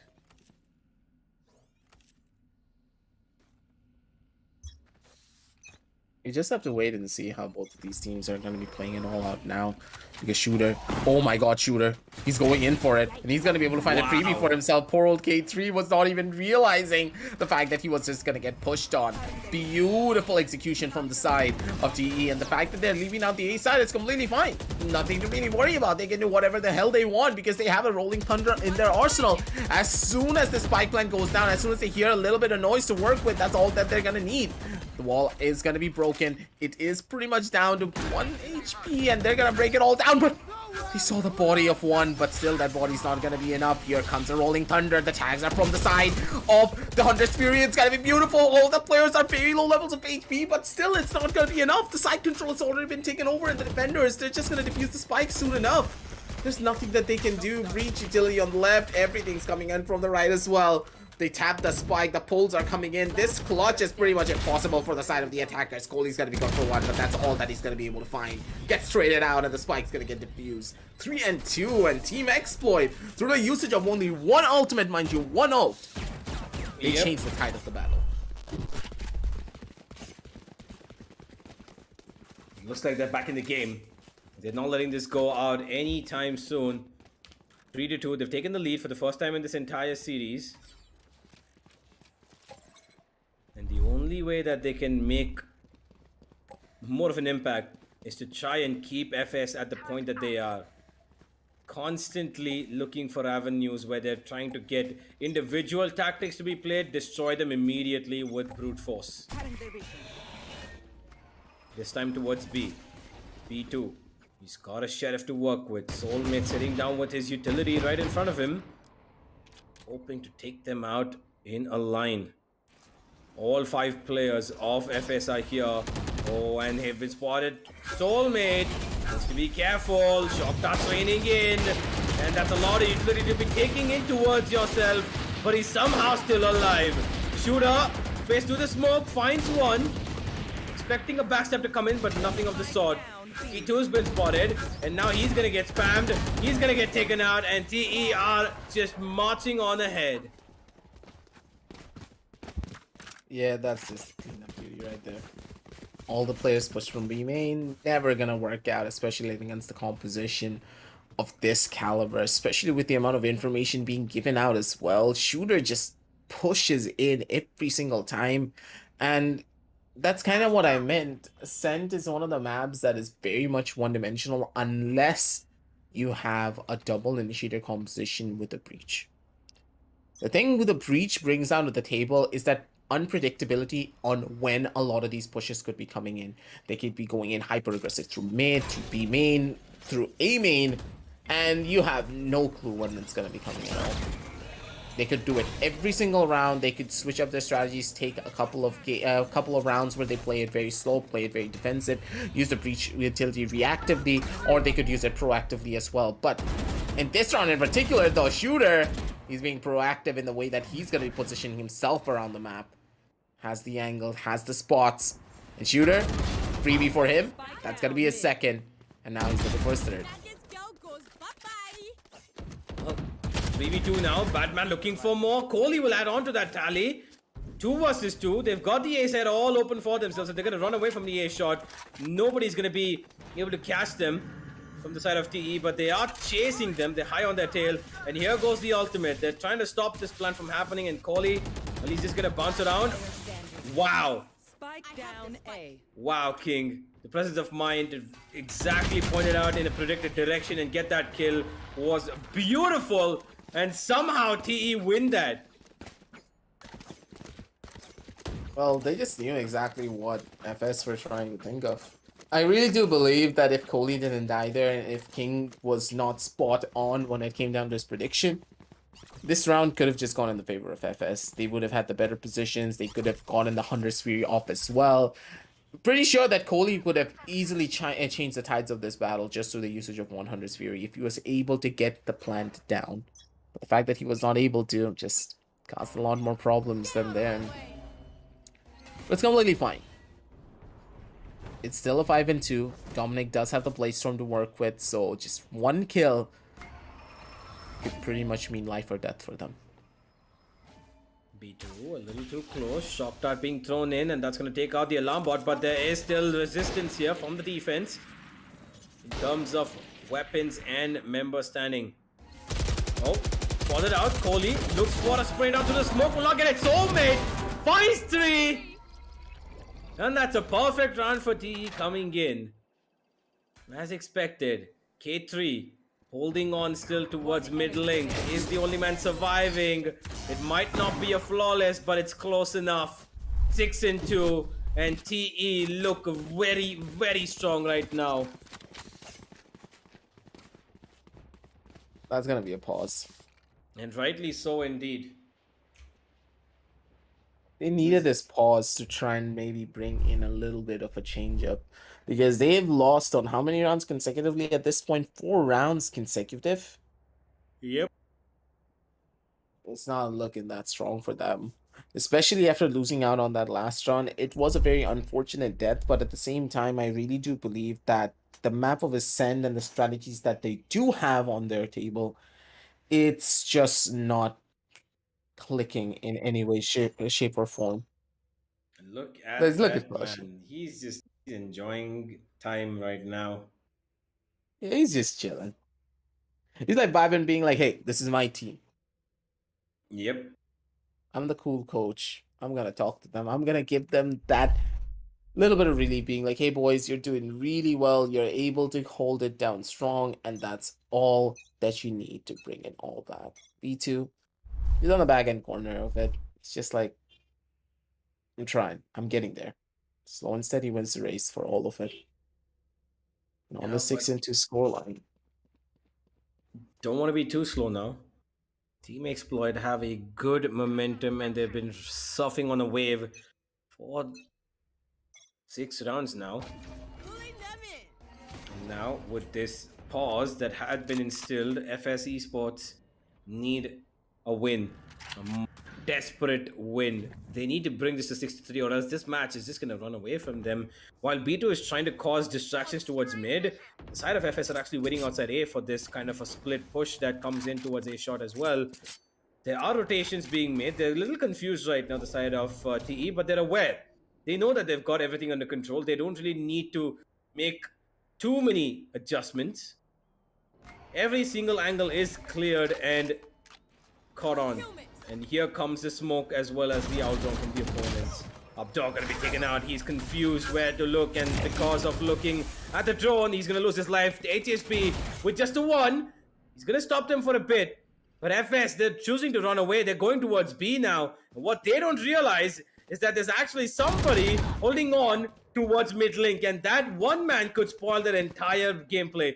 Soulmate, this is his game to own. This is his land to conquer. And this is his target practice, coming in with just 1 kill. And he's probably done what he needs to do. 2 versus 2. But what they look at the don't do, position of King. FS. Yep. Oh, shooter. what beautiful. He gets a dink and runs away. And now they only expect him to be on side. And he's all that's needed. 7 and 2. And it looks like a sense just running away from the hands of FS.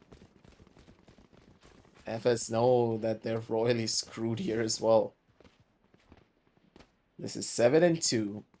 Possibility of an 8 and 4 is still pretty much on the cards, because you need to remember this round is going to be an eco round for them. But that's the thing here. An eco round, is it going to be enough?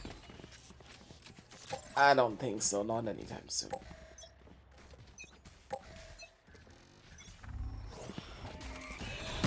Some shooter. He wants more, and he will get more. He doesn't care what's in front of him right now. He's just a madman trying to get kills.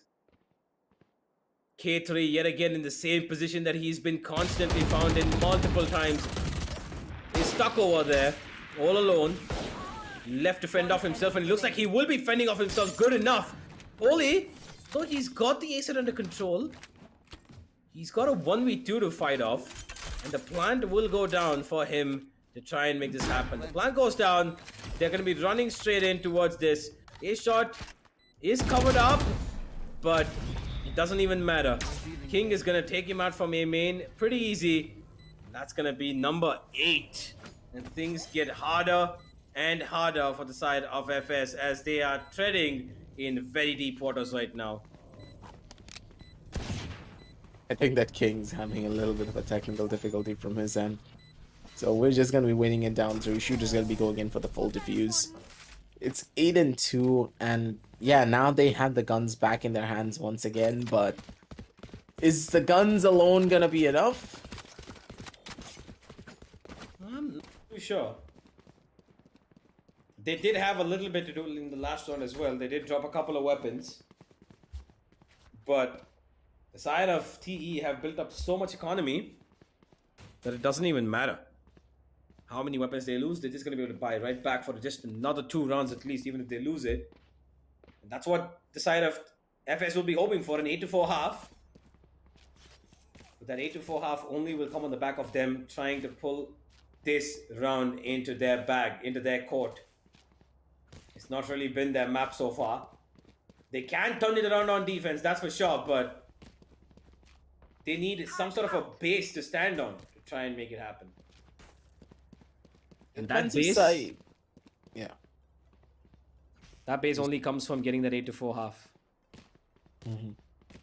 And unfortunately, look at Dominic. He's been having the worst game right now, sitting on just 1 kill. It's rough for the Jet player, especially when they have so many different forms of utility to shut you down. That's a problem here, because Dominic, he tries to dash into his side. He's trying to take a fight on towards mid, but nothing's really working out for him. As soon as he takes a peek, he just either immediately gets domed in the face before he can even react, or he just gets caught between a rock and a hard place and he has nowhere to hide. Well, as we start off this round, round number 11, you've got a mid approach coming in, B2. Wanting to flash across that smoke, and Shooter just holding on patiently, waiting for his teammate to do all the work for him. There goes the flash, and there goes Shooter! Yet again, taking out the 2 duelists together in one spray. K3 and Batman will find trades, but it's still a difficult round for them to execute. They have ultimates to do it, and Kohli putting on a good fight like that will just give them the advantage that they need. Batman is in a good spot to find this final kill as Kohli has taken control of mid. He spots the head of Abdur. And they know where he is. Batman jumps up, finds the kill, and a very desperate round for FS comes into play. 8-3, and they are looking to hold on to the very bits remaining on this attacking half. I think that both the scorelines that they can possibly get now is gonna be under their back. It's gonna be a 9-3 and an 8-4. I think that at the end of the day, FS, they're gonna be happy with both.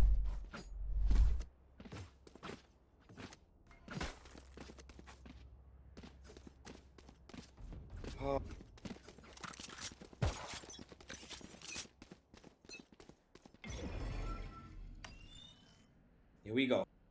King. Got a recon, held up in his arms, waiting for a sound cue to be given for him to launch it away. Shooter gets safely away, but HSP has been targeted over here, and he's going to be taken down, bammed across, and Shooter's down to 17 HP himself. This is TE finding a little strugglesome towards mid, but the B side is where all the action is going to be coming in. There's two players being spotted. There's the Odin waiting to be spammed as King goes in for it. He's been tagged upon himself. Shock dart being thrown in. Will he take down the Killjoy ultimate? No, he will not. He will take down a player though. Dominic eats that shock dart as King will spray down two more. And that Odin is just an annoying piece of weaponry that FS wish that they hadn't faced. But hey, I think that at the end of the day, even though the weapon was annoying, they're still going to be able to find the picks regardless. The A side is completely empty, ripe for the picking. They're going to be able to get inside. They have an astral wall. They have every single goddamn avenue for themselves. They have nothing to worry about. And on the other side, there is King with an Odin. Either he pulls off a beautiful clutch with the Owl God, or just maybe survive. Like, what do you do? There's only nothing at this point. King. 1 versus 2. Spots out one. Knows where the other one is as well. He's gonna get detected that he's close up front. And his Odin is just spraying out on two directions. And there it is. Batman clutches it out for his team with a 4K. And what a round this could have been for the side of TE. They could have finished this half 9-3 thanks to King himself with that amazing B hole that he had, not letting them enter into the side at all. But thanks to Batman's heroics, they're gonna be surviving. Both of these Sovas went in for shock dart kills, surprisingly. Both of those kills happened simultaneously. Cody got one and then King got another one. The fact that these Sova players are having such a dominant performance throughout all of their matches is what we really always want to see. Last game, remember what we saw? It was Kohli on the Raze and then King on the Raze as well. Both of them had phenomenal fights. And then soon, right after that, we're playing the map of Ascent. And once again, it's Kohli and King being on the spotlight. King with 13 kills, Kohli with also 13. Both of them are at each other's throats. They're neck and neck, and oh my god. Shooter. No care in the world. He just went for it. B2 finding the exit first frag. Gets another as well. As this defensive push up towards mid works out perfectly. The side will be going towards TE. The plant will go down as well. But this 2v4 that the initiators of TE need to pull out is very, very difficult. King struggling to connect any of his shots. HSP will allow him to get one thanks to the bait, but B2 will take out King, and this is all onto the one man left. HSP Breach not going to be as strong as he would need to be, but as strong as he says he is to take out a 1v3, and it is an 8-5 half now. FS will pull back this to an 8-6 thanks to the round that they just have gotten, unless we see Exploit going in for a buy, which kind of looks like they might. Will be a little bit of a problem here regardless, but it's fine. I think they can work around it. They can switch up their strategies accordingly and then bring in a little bit of a change, but for now, at the very least, things are not looking that promising for them. Shooter though, with that Sheriff, ooh, We can see that B2, he already felt the pain, he already felt the hurt. And it's gonna be Dominic on the other side getting a donk in the face with that Sheriff. Batman though, he has a little bit to work with, but those shock darts are just so sublime from the side of King. He knows exactly how to line it up, and he knows exactly how to take it all back home as well. But for now, at least, a lot of damage being given on towards the side of the defense, but still not a lot of real estate being gained. And K3, he could change that instantaneously. It is a 4 versus 4 situation, yeah, Universe, but can you really say it's a 4 versus 4? Not really. Not really. Yeah, it looks a little bit more in the favor of the attackers. They're trying to dodge everything that they can. It's all on the Batman now. But he gets shot straight through the wall as TE pick up a beautiful A-side tick. And with this, I think it's 9 and 5. Never mind 8 and 6. Yeah, I think this one's already done. There's no way Cooley's going to be able to get himself back on in towards the side, but still, they need to go in for a try. A try is pretty much all that they could hope for. K3, that Gravity Well nearly put him down, 1 foot in the grave, but still. He's alive, he's still kicking. And maybe here is where it all changes. Coley, he does have the recon ball, does not spot out any of the players. One player has already been revealed, but King comes in from the sidelines and dink one of the players out of existence. K3 does get 1, but that's all that he's going to be able to find. 1 bullet and a dream on the Sheriff. Maybe he's going to go in for it, but nope. Bits of eco damage. Not even that's going to happen. Shooter's going to be the one to shut him down. Pick himself up a Spectre as well, and a beautiful thrifty round from the side of the attackers. Okay. TE looking pretty strong right now, as they are looking to touch the double digits mark. With just 1 round away from there, and it looks like they might just do it. It is an eco for the side of the defense, and it looks like the opponents might just take up the map pick of the homeboys, which was what happened in the previous map. Could be happening here. Oh, that's recon. HSP gets away. Now he knows that there's somebody towards Vines, and he throws in the aftershock. And there's the perfect kill that comes on alongside it. Soulmate will find success onto the other side of the map as Dominic is going down. K3 will try to lurk between thin lines of the Owl Drone's vision, but he will be backstabbed by Shooter. And now HSP on the janitor duties, cleaning up the rest of the map as a flawless one comes in for the side of TE. Couple of little secondary upgrades for them as well. 10 and 5, ladies and gentlemen, and I already can see that the side of Team Exploit, they have this entire map under control. We cannot count the side of FS out just yet. There's still a couple of more rounds to go, and it's never over until the fat lady sings, so I don't hear him singing just yet, but we can just wait and see exactly how all of it does play out moving on down the line here. Because on this 10 and 5 scoreline, things could change at any second. And currently on this buy round, I really do believe that maybe with an operator being on the card soon enough, like, not just yet, the operator's still not been picked up, but Dominic, he's been having such a rough performance that I don't really know how to build on top of that.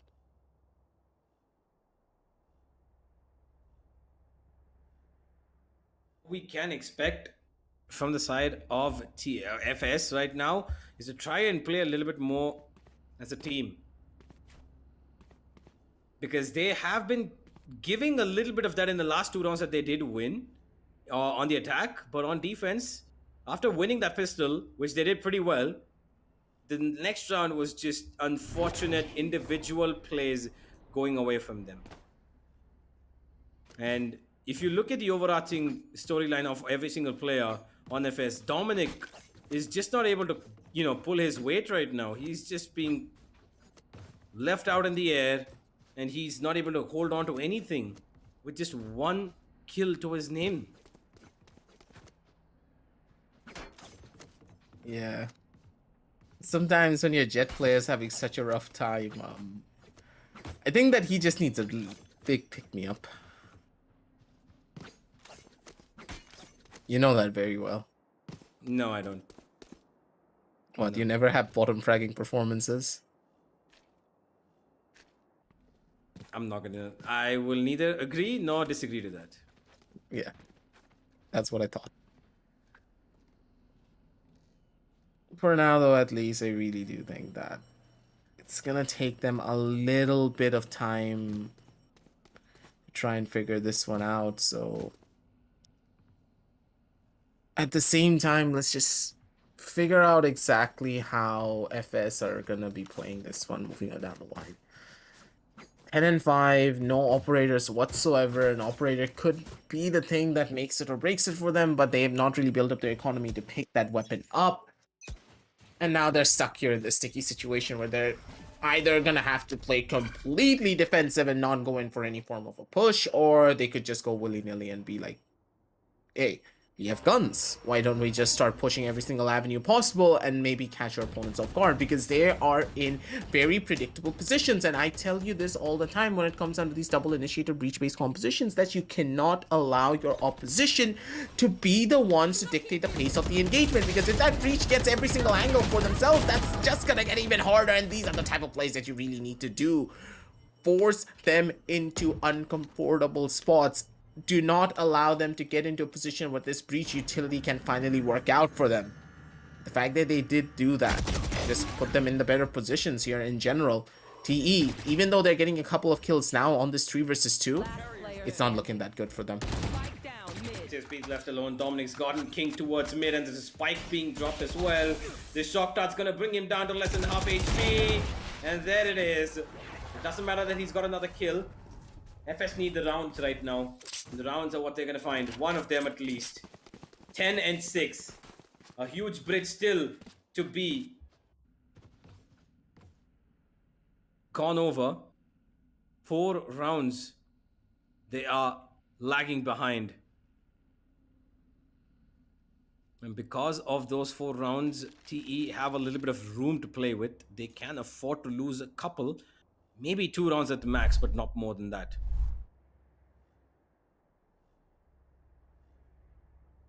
And the coach of TE calling out for a timeout, and he is giving a couple of instructions to his team, it looks like.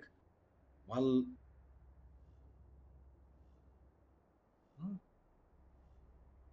what could he be smiling about?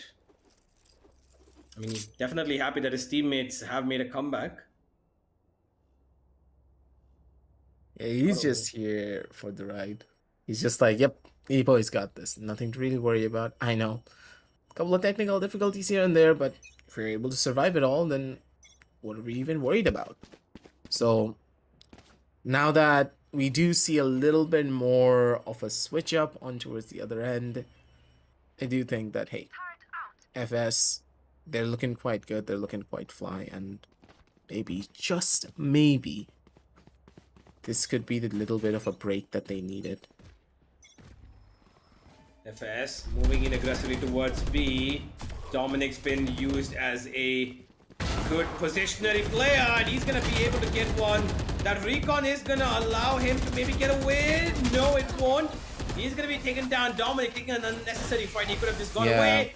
HSP down to 30 HP. Dodges a shock dart. Is gonna be alive. 4 versus 4. There is a rolling thunder to work with, but as soon as I say it, Kohli is taken out HSP. Now things get difficult for the side of TE. Another round that could be looking to go in the favor of the defense. As B2, well, he's been caught off. And here's a 3 versus 3 that the side of FS don't really need to worry about too much because they've got a Killjoy ultimate to work with.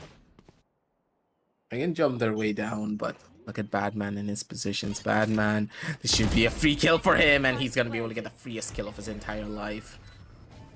2 versus 3, positions are prime.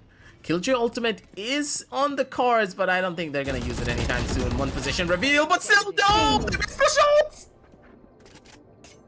How does that happen? They missed the shots. He was detected. They missed shots. You literally knew where he was. Whifferonies. Whifferonies. Oh boy. Just Unfortunate. You literally had his position up against the other side of the wall.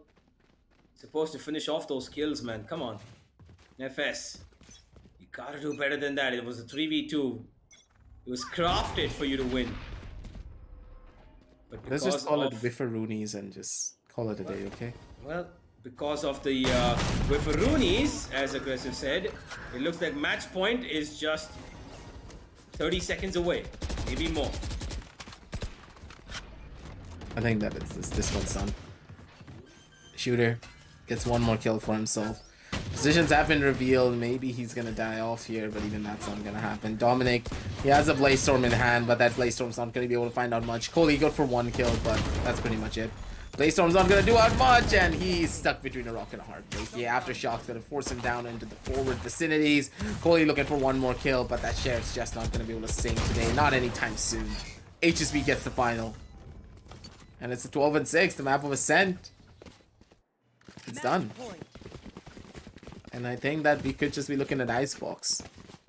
And Team Exploit on Icebox? That is something that you do not want to go up against. Very true. Now, FS, throwing all your guns, throwing all your utility, throwing everything that you've got in the strat book. This is it. The medicine that you were feeding TE is now being thrown right back at you. And this is the last and final round of the game. Possibly could be.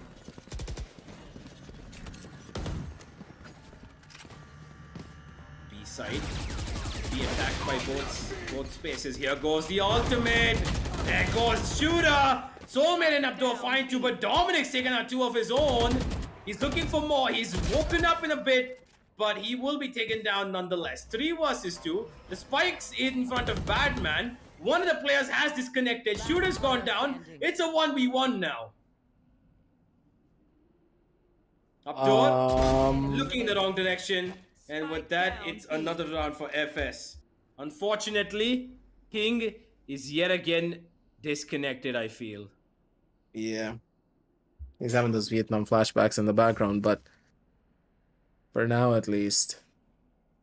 Badman, he can just wait. He can do whatever he wants, positions. And not really known, and no one's calling out the fact that King is AFK, so just gotta wait and see. The last 30 seconds, I will have to say that FS, they're just in that better spot. They knew exactly what to expect. They knew exactly what they really needed to do.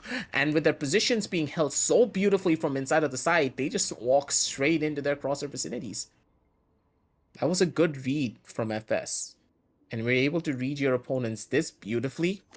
You know for a fact that things are just going to start building up more and more. Badman's going to spot him out.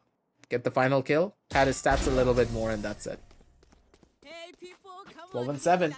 FS, they're getting a little bit of a chance to keep on fighting. Well, the chance is 1, 2, 3, 4, 5 steps away from them. And the only way they cover up those 5 steps is by only trying to win out rounds just like they did. But even that round, Aggressive, they really won because Dominic found those 2 kills. He wasn't affected by the Rolling Thunder. He was very much in his senses. And thanks to him pulling out those 2 kills is why Badman was able to clutch it out in the end.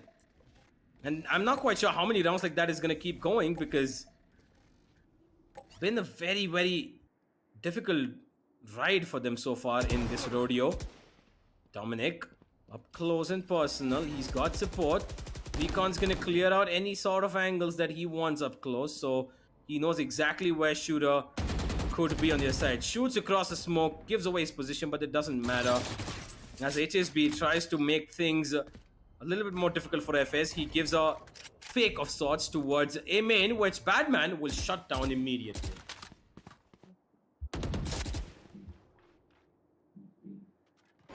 They're going for this hole, but they're going in for a push as well. Shock darts raining on in. Positions are prime. They know exactly where they are. And Shooter, he's going to be able to walk straight in. Trigger to split. It's going to be playing such a beautiful role. Shooter, he's going to be good for 2. He's looking for his 3rd as well, but still up there. He's going to be the one to hold down the back end corner. does not get any form of information, he's going to be able to push himself over in towards the side. It is still a 2 versus 3 situation, a pretty much an impossible spot if Shooter's not able to get one more final kill for himself. Heard the footsteps, they're going to be rushing on down in. Position's already revealed, and Shooter, look to your right, Shooter! Oh! He does get it though, but that's about what he could do in that position. B2 will trade him back, and now it's a 2 versus 2. Yet again, Abdur, 1 Versus 1. 1 versus 2.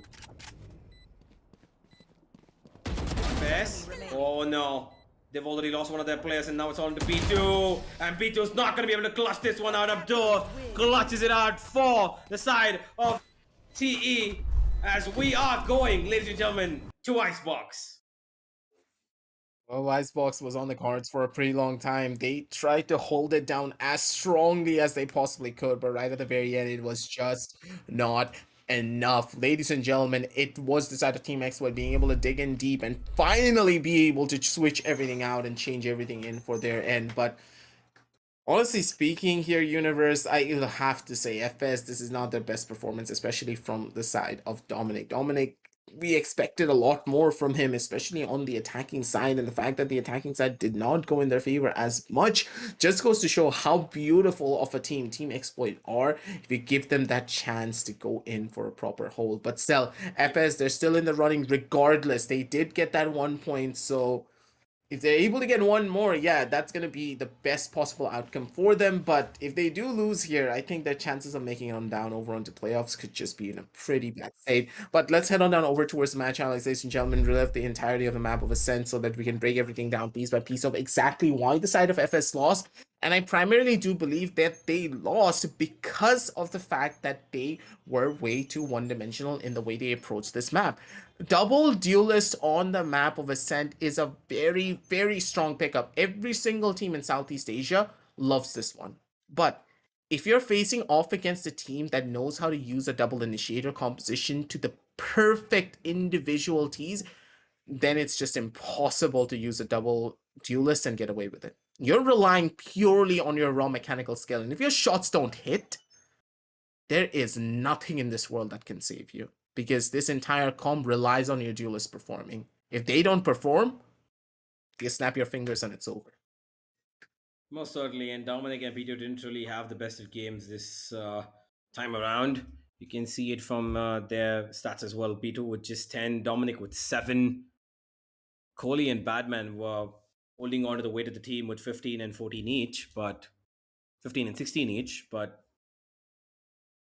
oh boy, this was a difficult one for FS to get through. They tried their best in the first half, pulled it out somehow to a 8-4 scoreline. In the last 2 rounds of the first half, they did somehow have a revival of their form, but overall, this has been an entirely TE dominated game. Shooter at the helm of it all. Shooter with 21 kills and HSV following second with 19. I think the two best buddies are always known to be an absolute dominant force. Whenever they are playing together, you know for a fact that there is nothing that can take them down. Shots were hitting, every single little bit of utility being thrown out had a purpose, and that's what I love about the side of Team Exploit. They never really use their utility to try and get any form of an unwarranted success. For example, whenever they throw out a shock dart, it always hits someone. Whenever I see an aftershock, it will guarantee to displace someone or force someone off an angle. And that's one of the main reasons why Shooter was able to get these 21 frags, because his entire team just gave it to them. Like, I see one recon bolt, I see one little bit of utility from HSB or King, and someone walks into Shooter's crosshair vicinity. The guy just micro adjusts for a little bit and gets a kill. 21 for him, and on the other side of FS, we do see 15. And at the very end of the day, that's all that you need to do to try and get this win. And with the map of Icebox being right around the corner here, Universe, things, my hands are up in the air, because Icebox could just go in either way. But ladies and gentlemen, we're going to be seeing that real soon. Don't go anywhere. We'll be right back with the LG Ultragear presents Esports Gauntlet Season 4, powered by Crucial. Our gaming partners are Intel, and our apparel partners are 656. Don't go anywhere.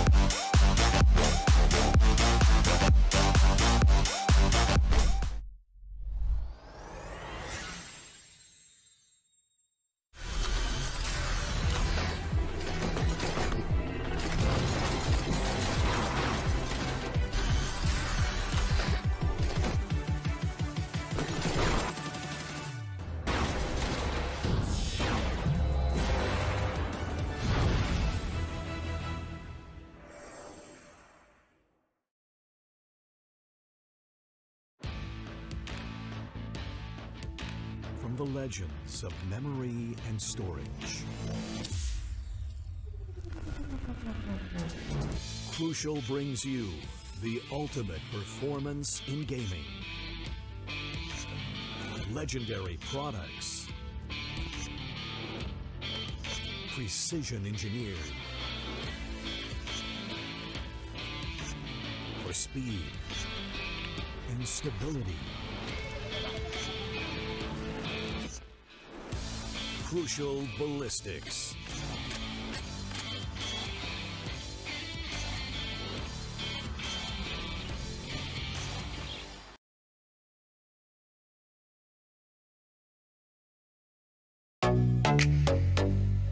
Hi guys, this is Zaya and welcome to Streamer Reviews, where gamers review the best new gaming laptops.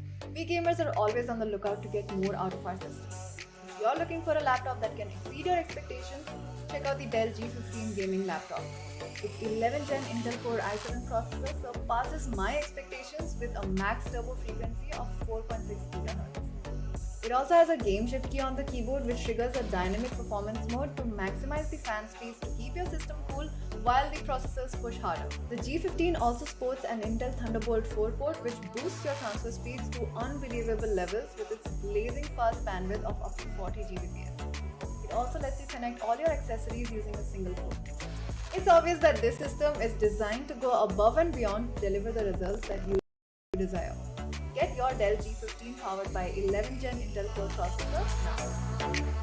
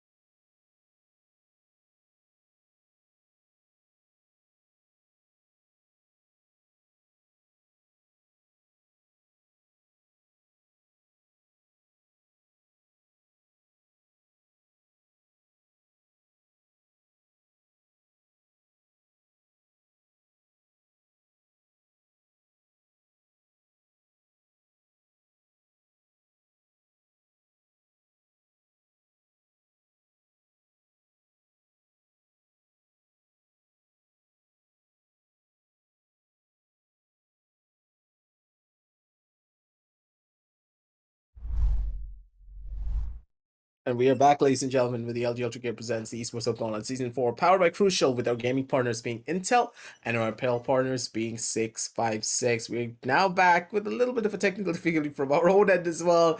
I'm sorry about it, ladies and gentlemen, not much that we can do because today seems to be a day of problems, but at the same time, main problem child here in this situation is going to be the side of Team Exploit, because after game number 1, it feels as though they got that second win that they needed on game number 2. even playing fields for both of these teams. And as we head on down over to the map of Icebox, will revenge be served cold, or will victory be as cold as ice for the side of Team Exploit? Now that's a real question. But when it comes down to the compositions and the pickups that we could expect from both of these squads, I don't know. Are we going to be seeing a very common composition or something a little bit more spicy? I'm not quite sure. I think that we're going to be seeing pretty much the default standard lineup that I think we're going to can think about when we see Icebox. I think it's going to be the Viper Sage, Jet Sova combo that we're going to see as usual. Maybe if they want to go for a secondary duelist setup, or they want to go for something else altogether. Maybe a chamber if you want to throw in there. I don't know, but I should expect this to be the normal lineup that we usually see. Let's figure it out though. Once we head into the game, we are waiting for the players to get into the server as soon as possible, and we will be charging on with the final map of this series and of today. Now, I do have to ask you though, Aggressive, what do you think is going to happen? Who do you think is going to win? Because Team Expert have found their momentum, that's for sure.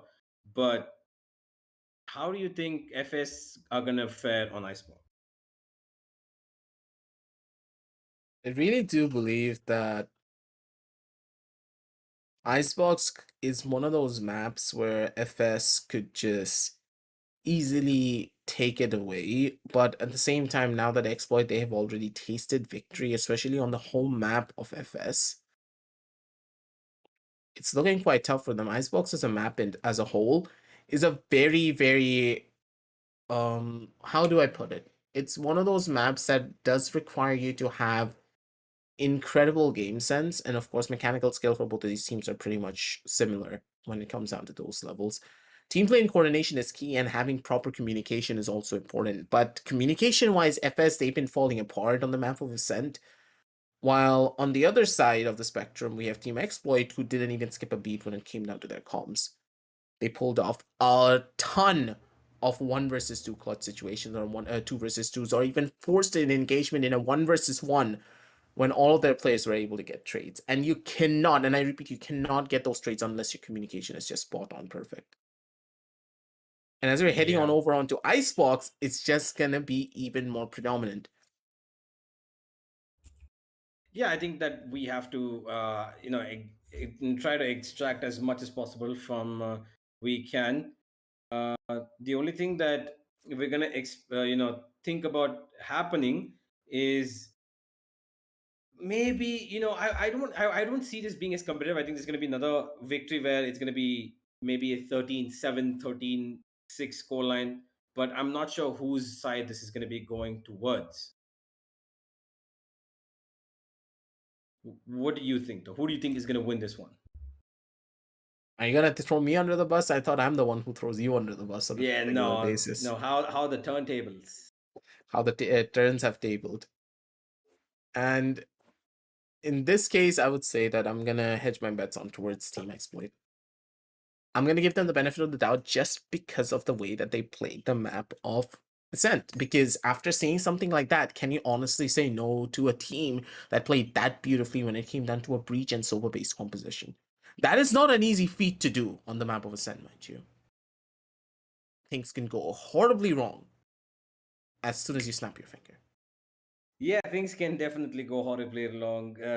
Wow, it looks like even my tongue and my vocabulary is going horribly wrong. The only thing that we are going to be doing for the moment, though, is waiting for the players to get onto the server. Unfortunately, across every single map there is, the technical issues just don't seem to be leaving us. So we're gonna have a little bit more of a timeout over here between the map starting and the agent selection coming up, and us talking about everything that we're gonna see on Icebox. Even though I think everything under the sky has already been touched upon by me and Aggressive, but here we are with nothing but the grit and the skill of our own vocabulary and talking senses to save the world of TC Gauntlet. Hey, With let's just talk about the end of the season. How are you excited about the fact that it's gonna be a new patch in 2 days, and Oh yeah. I can't wait for it. Honestly speaking, with the new patch coming out, Eurobuffs, I want to see which team picks it up first. Oh yeah, I think the Euro buffs is going to be a very interesting aspect as to how a game is defined. But let's go to the agent selection, ladies and gentlemen. We've had a lot. Let's see if whether or not Euro is going to be picked in games to come. Maybe, maybe not. But yep, it looks like it's going to be the exact same. It's going to be the exact same lineup that we would expect to see on any Icebox matchup. It's gonna be an easy one for them as well to consider, because think of it like this: a normal Icebox composition, what does it really have? It has that Reyna, it has that Jet, and at sometimes it has a double Sentinel setup with a Killjoy and the Sage. But in this case, both of these teams are going to be going in for the exact same composition. I do believe B2 and Dominic picking up the duelist regardless of the situation that they are in, and their positions are ready. They're all prime and they're prepped up to take it all away.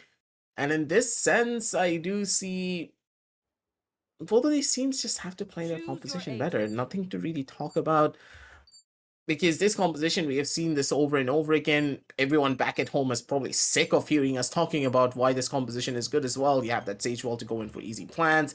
You have the Reyna Flash to go in for an easy entry. And at the end of the day, it's just the Viper doing Viper things. Viper, best controller on the map of Icebox, because there's a lot of different avenues and you can cut off a single sightline to take control of it. Yeah, I think that it's pretty much standard across both the teams. There's not much surprises that we would expect.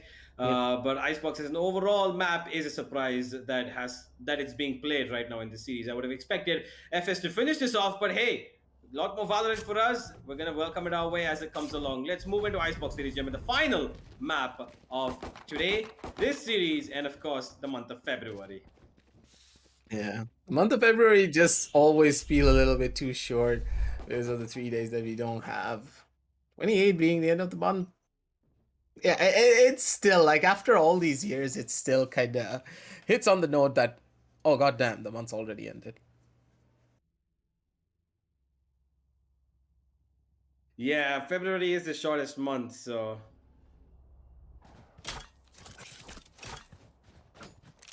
well, it looks like this might not be.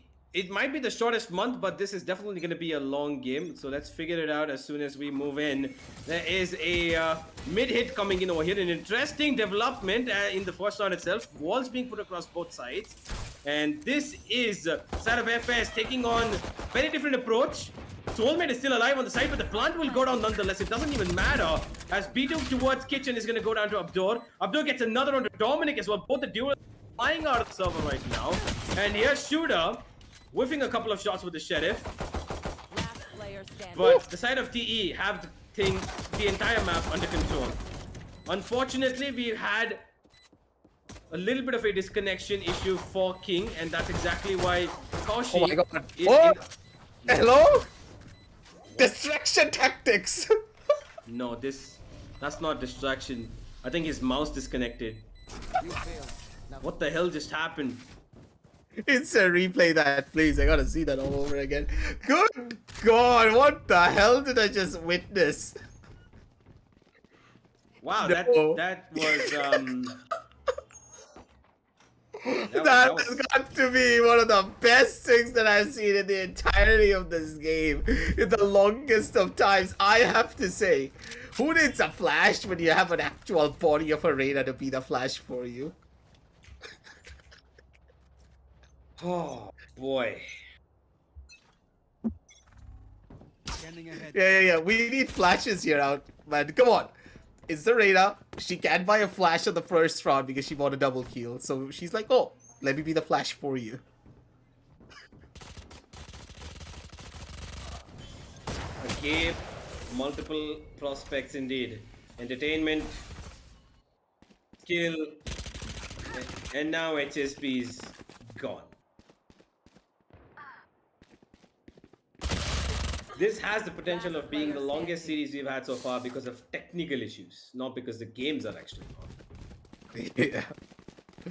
Not much we can do here at this point because, hey, we gotta give the players a chance to try and figure everything out. This was a force buy round, mind you, coming through from the side of FS, so Yep. they're gonna be able to take this first initial round. Shooter gets spotted out and he gets killed instantaneously.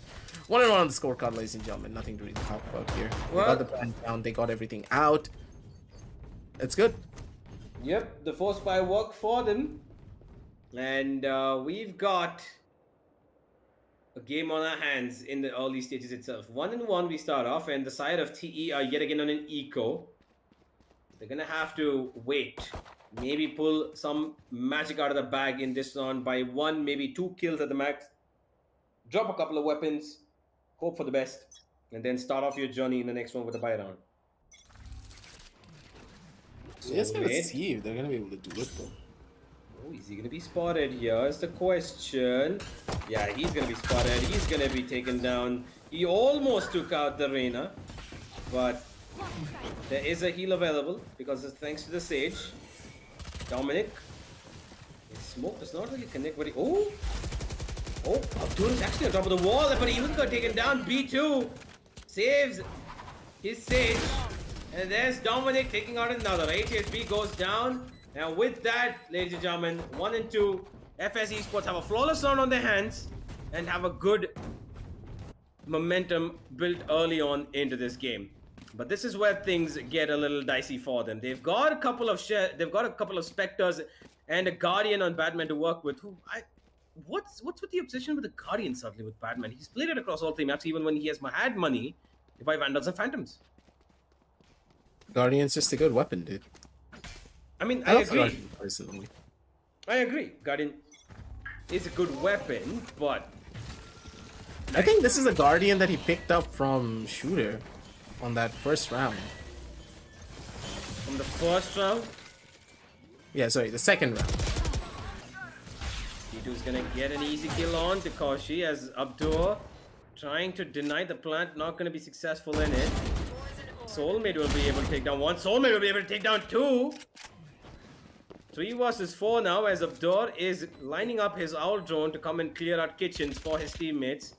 And there's FS player sitting right there. B2 holding out the corner. Will go down. It's all on to Dominic, but it doesn't even matter. Soulmate's taken out Coley with that 3k. It is a beautiful round executed by the side of Exploit. And now that they have the Viper spin in the bag as well, Soulmate, he can easily hold this A side or B side to the best of his own capabilities, and he doesn't have to even worry about anything. He can just chill inside of his Viper spit. He can just wait for as long as he wants, and there is nothing in this entire world that can stop him from just taking full control of any of these sides. But the real question is, which side does he want to opt to use this Viper spit in? Is it going to be on towards the A side, the B side? What's he gonna play? And I really do think that he's gonna be opting to go in for an A-side hold. And if he's gonna do this, you know for a fact that this operator could just not get a lot of value, but at the same time, hey, he's on the B-side op, so it could work out. Funnel it all towards the hands of Shooter. And as you can see, that Coley, he's gonna be the first victim. Here. You will not kill my ally. Oh, the revive comes in immediately, but here comes HSB through the screens of poison. Find the kill onto Dominic. Here. Although the side of FS did have a good read about what they were going to do towards the A side, they've lost a player. Here. Dominic, who's had a revival in this map suddenly, started off with 5 kills. Has now been taken out, but Coley takes down Shooter. Brilliantly done there. It's a 4 versus 4. The numbers are back to level. But the problem towards the A side is this huge pit of poison that Soulmate has conjured to keep the attackers away. Not looking the best for them just yet, but hey, nothing to really worry about. 30 seconds left. Soulmate, he's gonna do whatever he can to try and bring this one back for his own squad. HSB going in for a little bit of a push, pretty much just missed the player on mid, and that's gonna hurt. Batman being able to get that full lurk through, position's already revealed, and now It's just about the cleanup duty. One by one, they try to go in for those fights. One by one, they try to go in for the kills. The coach is going to be on the server now because one player had to leave. Player standing. So, it's done. Oh boy. Well, Kaushi left alone. Looking to go towards me. Oh, he's going for the operator, isn't he? Yeah, he's going for the operator that's been dropped towards B main, and that's a save that he's going to be comfortably taking. And that's something that Shooter is going to be very happy about. Something to work with for the next round. And the coach wearing sunglasses has stepped into the battlefield. How much of an impact can he provide? Hey, cool kids don't look at explosions. That's why he always wore those sunglasses. Fair enough. Well, now that the operator has been retrieved and there is a buy still around the camp of TE, they're looking for a desperate hold onto the 6th round. But the thing is that Kaushi has to be forced to play with the Sheriff, while the remaining players do have weapons to work with. 2 of them on half armor. The Shooter can drop a weapon. He can drop a Spectre or a Bulldog, but he's actually choosing not. Okay. Interestingly, Shooter takes him out though. No. Batman and HSB, forgive me, Dominic will fall. K3 will get a trade. But for the moment, it is a 2v4 that FS did not expect. The plant will go down. K3 clears out close corners before he does anything. And oh my god, that bullet was really close. And nearly got the hit that they needed. K3 is gonna be the one to be the survivor. Does find that kill on towards the face of Shooter. The operator's now going down. K3 is gonna be able to get a second, and now it's all up to Kohli. Kohli, the man, the myth, the legend, the clutch minister himself for the side of FS. He needs to try and find this one position already revealed. The positions are strong. The positions are good. Kohli's position has already been given away. He's gonna go in for that half defuse. He needs to take this peek. He doesn't know what to expect, and Abdur's gonna get a freebie for himself as well. Abdur gets the spike defuse down as well. 3-3, and he's able to save this operator. A match made in heaven for him, and a perfect round for the side of Team Exploit. Perfect round indeed. It could have gotten a little bit dicey for them. They did have a little bit of you know, weaponry, armor issues. They had 2 players playing on half armor, but immediately with that mid push, HSB and Shooter were able to take down 2 players, bring it down to a 3v5, and then of course the kill came on further on. The kills came on further on, and FS just dropped dead to the ground. K3 almost pulled that out of the bag for his team, supported by Kohli, but to no avail. 3-3 now. This has got a little bit more competitive than the previous maps. Abdur going to clear out towards mid. He will not be able to see. People have crawled in towards halls, but HSB's pushed. Nobody's watching him in. Why? He will take out one more. No, it's gonna be Shooter. Shooter? Oh my god, this is such a dangerous position. Shooter's dead. Shooter's dead. He can dash away. He will dash away. He's got support as well coming in from teammate. Perfectly done. That wall had to be put in to try and stop them from coming in, but Shooter has his updrafts available. He's going for them, but Shooter's been shot down in midair, and K3 yet again with a 3K. Call him 3K or K3, both are the same right now, but T are the ones to come out on top with that push. Why is nobody from FS guarding B main or A main? What's the deal with that? I think they expected themselves to just go in for a full-scale rush through mid, and they were gonna be the ones to brute force their way forward. But at the end of the day, that is not how things went now, did it? That is rough. You were just not able to find a single bit of avenue or a single kill to work with. You got stuck on a mid, and that was the comms that Team Exploit were waiting for, being like, hey boys, we sold them down on mid, you guys gotta go in for the push now. And then it was a fast scale rush from B main and also A main, where both sides simultaneously went in for a pincer. They got choked under the pressure, and there was nothing that they could have done to circumvent any of this. It was a difficult one, but look at HSB and his positioning. They're not gonna clear him. HSB should be good for 2 kills. It's a little bit of a precarious position, a little difficult for him. Because He should be good for 2. he should be good for 2, ideally, but... Oh, there it is. The first one comes in, looks for the orb. The orb is not going to be coming in his hands. He wants to escape. He could have been taken out there if somebody was there to support the Sova.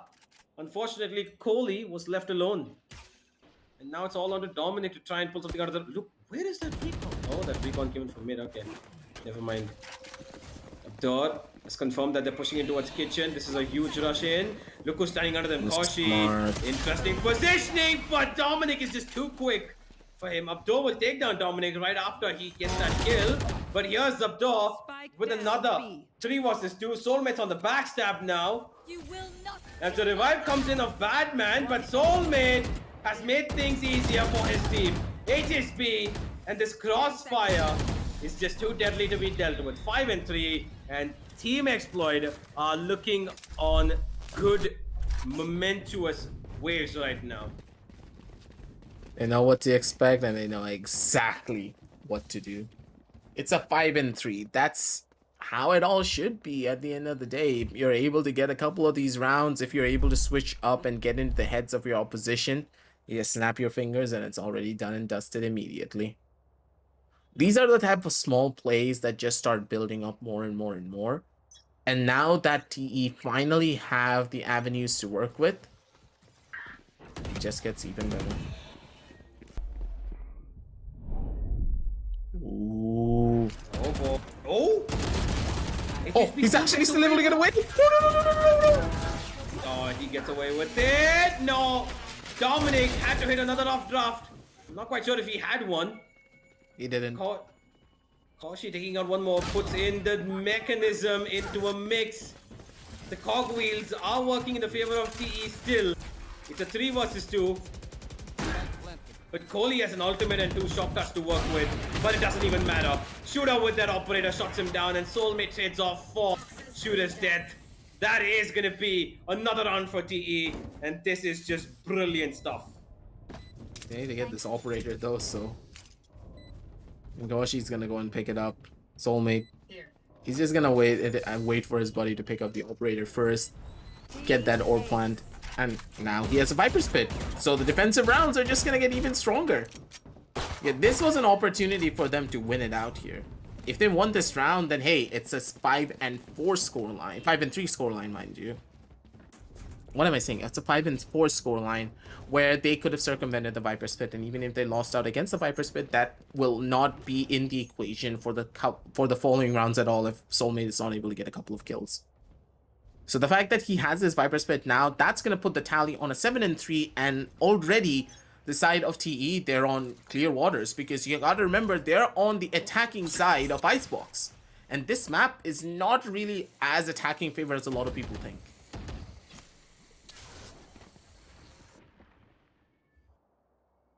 Soulmate is pushing up aggressively. This could be good for them. Oh, you're not expecting it. I'm pretty sure they're not going to expect this close angle.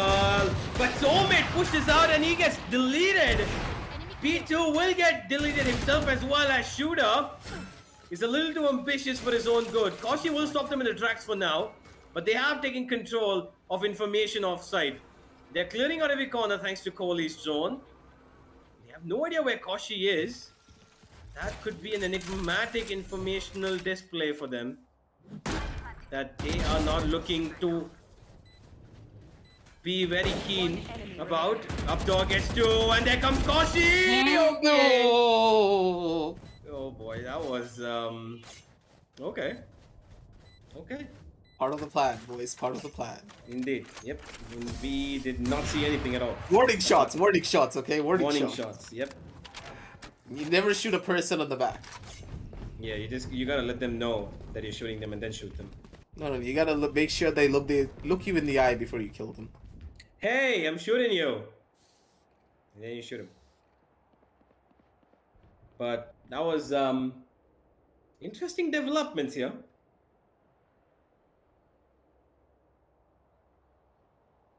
It's a 7 and 3 now. things are building up. Things are switching around slowly but surely here, one by one. Ooh, that Viper Spit could prove to be a menace yet again on towards the A side. HSB wanting to push through. He's been very potent as Reina over here. He's looking to furthermore extend that. Oh, Dominic dashes in, and just as Soulmate's crosshair, he finds himself. Shooter gets Batman. HSB with another. And this is just a shooting gallery for them. Why would FS choose to just push in one by one into a Viper Spit? And this was okay. Alright. Alright. Let's just leave it to what it is to be. 9 and 3. Yep. 9 and 3. That's what I would expect. That's what I think we're gonna see. Unless FS suddenly have some sort of a crazy outplay moment coming in. Middle strategies could be anywhere. You know. I mean, so far we haven't really seen something that great. It's just been the side of TE outplaying them every single time. I'm just still confused, man. Why would FS push in such an aggressive way into a Viper Spit, one after the other, knowing that there could be 2 or 3 people on the other side? You just have to wait and see how it all goes down. Ooh, K3, beautiful angle, catches HSB off guard because HSB has been going in for a lot of these pushes on a consistent basis, and I understand why he's going in for these pushes as well. At the end of the day, they don't have a sentinel to watch the lurks now, do they? In Yep. HSB, he was trying to capitalize on top of it, and he was able to do so on multiple different occasions. But in this round, K3 was a lot more wiser, waited around the corner, got the perfect timing, got that first initial kill, and now without that Reina, they don't have any more flashes to work with.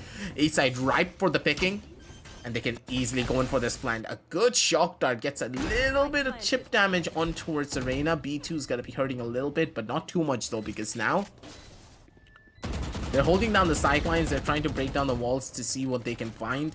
And at the end of the day, it could just work out beautifully for them. Oh, the timing. Up to a point, the timing, but Beatles already taken out 2. And with that, it's going to be an 8-4 half. 9-3 was something we were expecting. And an outplay that did come in. And it was just that one kill that translated into a victory. And that was the kill onto HSB towards mid. He was the one being a menace across the entire side of the map. And with him going down immediately in the first couple of seconds of the round meant that TE could explore any avenue they wanted. And they went towards A. And thanks to the site being completely open, they got a plant. They got the kills that they needed. B2 shined. And that was all they needed. Because an 8-4 is still a, not that great of a half for them, but it's the best that they've got. And they need to work with this.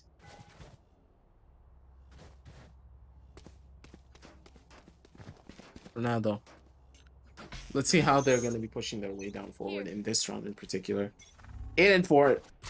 Not really the best score lines that you could hope for, but still, it's pretty good. B2, okay. He's going in aggressive. He's going to be able to find that kill, and Dominic's going to be able to get a beautiful shot on towards the face of Mashi. But for now, at least, it's not over just yet, because still 3 attackers are alive and kicking. They can easily take over this side just after 1 kill. And oh, shooter! What a shot. This boy's too sexy for his own good. You might just be right. For now, side of Exploit are holding on to their ground. They expect them to rotate, but because Batman has come in so heavily on the backstab, they know that this is an A hit. They're just waiting at this point, and Dominic takes him out pretty easily. The wall goes up. They try to stop them from pushing any further as well. Try to get up on the ropes. K3 takes out Soulmate, and Kohli will shut down the last man standing. FS find the pistol. These are the rounds that just keep on giving more and more and more. And I know for a fact that if you're able to get rounds like these, your team morale is just going to skyrocket up further. 8 and 5, and now with the eco round coming in through as well, it is getting to the point where I would say, all right, maybe it's just going to get a little bit simpler, because now, as I just stated, the map of Icebox, it's not that attacker favorite. So it's the defensive side. They do have a little bit more of an advantage, so they're trying to make it all work out. But Dominic, you gotta be careful about these pixel angles, man. You're standing on headshot way too often. You played on headshot already, and Shooter, he's gonna be the one to punish you for it again. No, Soulmate crawls in towards B, but he runs away immediately, knowing that he will be obliterated. He goes any further. Look at B2. Oh, B2. Timing on that was just, I don't know what to call it, but it is something. HSB looking in the right direction, but not going to be able to connect the shot. Soulmate walking in yet again. Now he has a wall to be supported. And he's looking for a classic kill. He will find a classic kill. 18 HP he's gone down to. The plant will come through, that's for sure. As Exploit look for an eco win. 4 versus 3. I think an eco win is gonna happen, but at the same time, hey, maybe a couple of kills here and there could be the thing that they hope for. This could just work. No, the shots are not connecting. Koshi, you need to find this kill. Just one classic right click to the face. That's one kill. That's all that he needed to bring. He's not gonna be able to find out much, and Abdur's gonna be taking a backseat as well. That was a very crucial kill, but the classic is one of those weapons that you cannot always rely on in those close proximity fights. He did go in for a right click. The crosshair was on his body, but not a single pellet hit him. Kohli's gonna be able to survive with 3 HP, and oh boy, he knows how fortunate he was in that situation. Yeah, but that was a great round nonetheless for, you know, the side of TE, because taking out 3 weapons, almost a 4th as well. They could have almost won the round if Abdur would have just taken out another kill, but that is a good eco round for the side of Exploit, and now they're going to be looking to win furthermore. They still have a 2-round buffer between them and the opponents, and FS are trying to make that up, but this is a bonus round that they desperately need to win. Let's find out how it goes down though, because it looks like B side is going to be a heavy target. Rushing in straight as Shooter. He's got no more utility left. He just has to play on the aim now. He needs to find 2 kills to get his tailwind back. Oh, B2 on top of the wall. Gonna get taken down. Shooter finds him. The plant will go down very quickly. And this already has turned into an Exploit favored round. Here.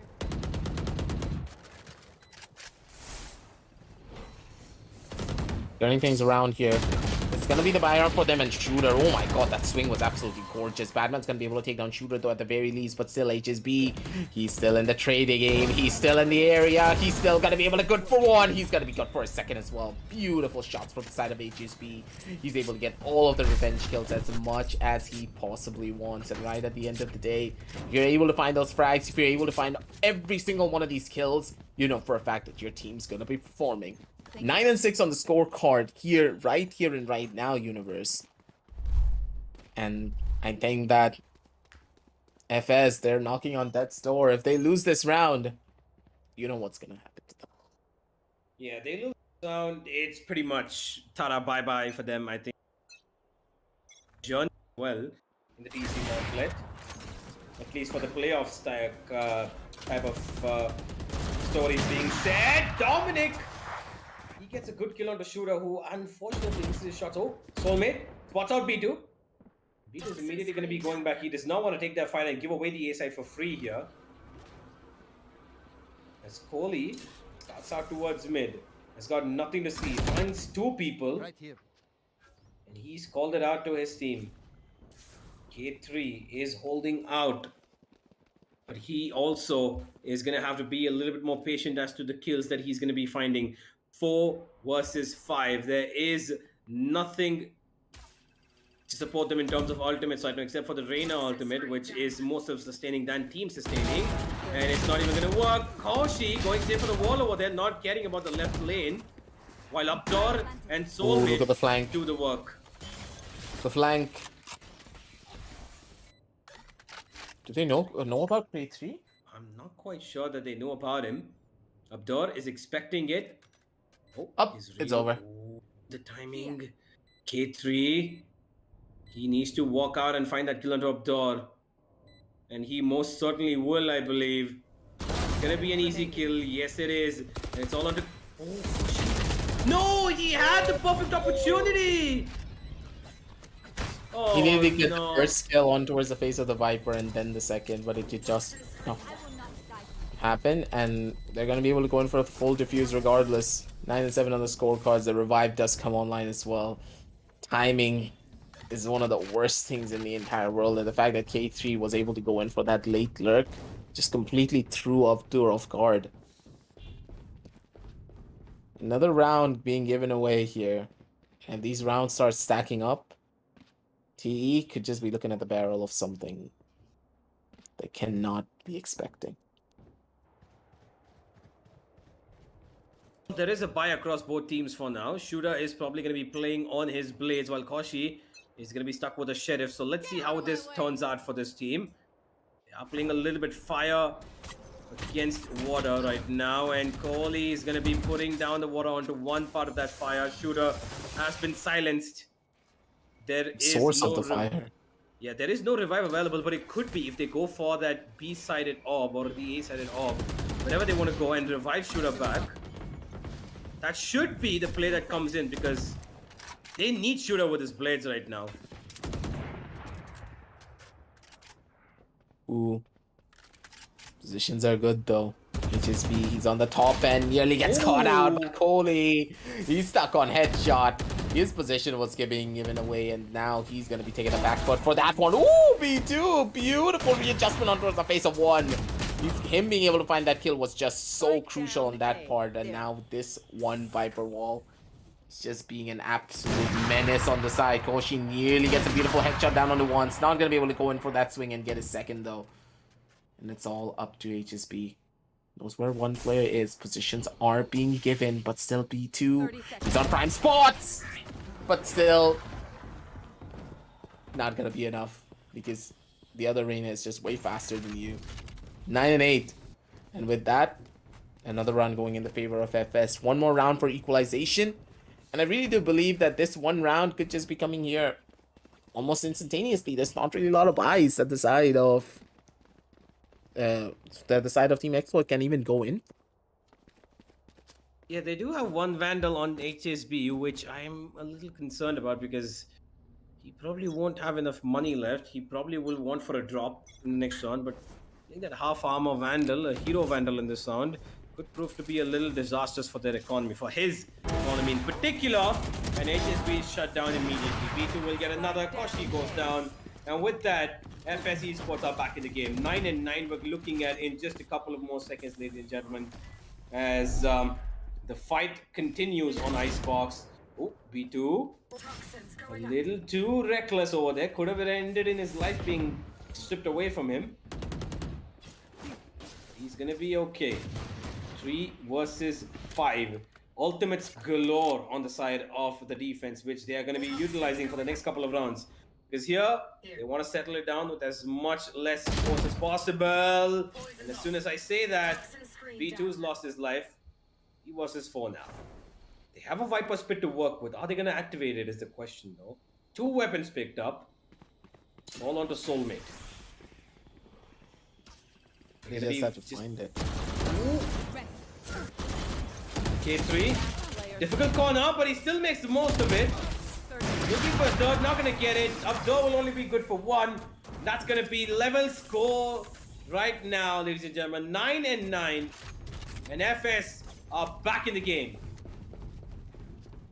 We're looking to see how much they can even get away with here.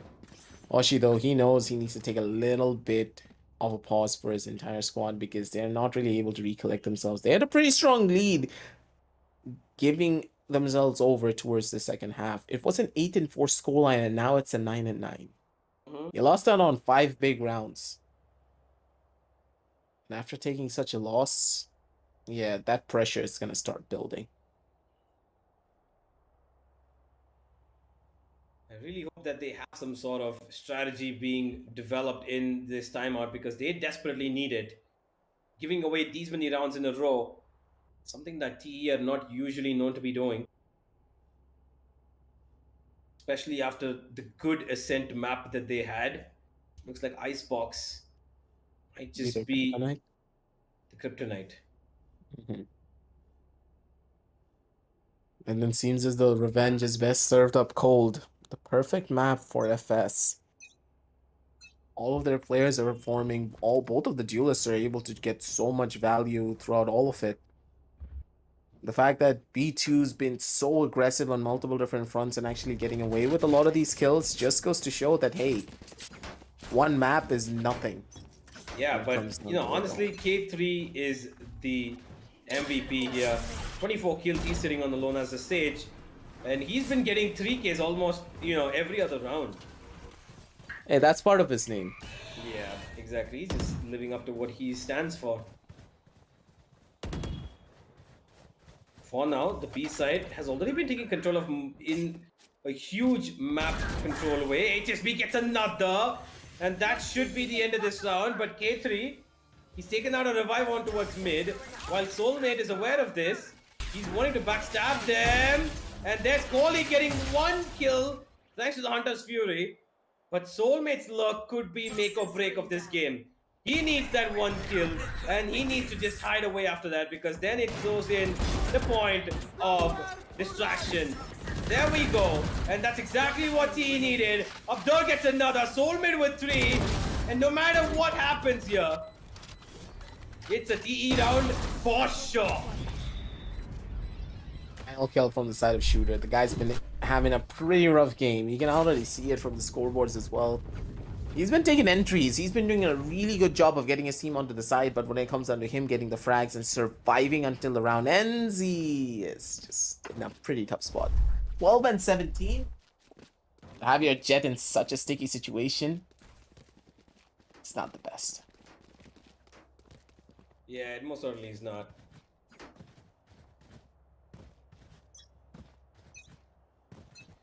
Well, Badman holding on towards B yet again. He's gonna try and get away. Immediately picking up his poison orb, covers himself up and gets away. Yet again with the Guardian, he stands on top of the B side. Dominic with his knives is trying to make a backstab happen with 2 of his other teammates, while HSB is gonna be destroyed by Kohli, and it's all onto Abdur this one. Yo, the recall, the timing, the positioning, everything against him. While Soulmate takes out Batman, this is a backstab filled round that needs to find its victim. Dominic gets Koshi. Dominic will not be getting the other one, but K3 will support him, and it's all on the Soulmate. And the 10th round looks like it's around the horizon unless a 1v4 comes in. Can't even stand around that corner. The wall's gonna be up. Position's already been given away. There's nothing that you can do to survive this one, Soulmate. 10 and 10. You get 1 round and FS answer back with another. I think that we could be looking at an overtime here, Universe. Yeah, I think that we might just be looking at an overtime. It at least looks that way so far. Having both these teams go head to head, punch after punch to each other. It's just been quite a ride for them. The thing with FS is that they're playing every single one of these rounds beautifully. You cannot say that Team Exploit are playing any of these badly. They have a proper strategy, they have a proper execution, but right at the end of the day, it is a lot of these aggressive and unpredictable plays being pulled off by FS that is pretty much giving them all of these different avenues. All of the weaknesses that their composition have are the similar and almost the exact same weaknesses that the other composition have, and the fact that they're filling in all of these gaps as much as they possibly can with their own capabilities by going in for aggressive pushes, by going in for a little bit more control, cutting off the sideline with a couple of these walls. It's one of the main reasons why they're able to get plays like this done. But with these shock darts coming in, especially on this eco round, that's gonna hurt quite a lot.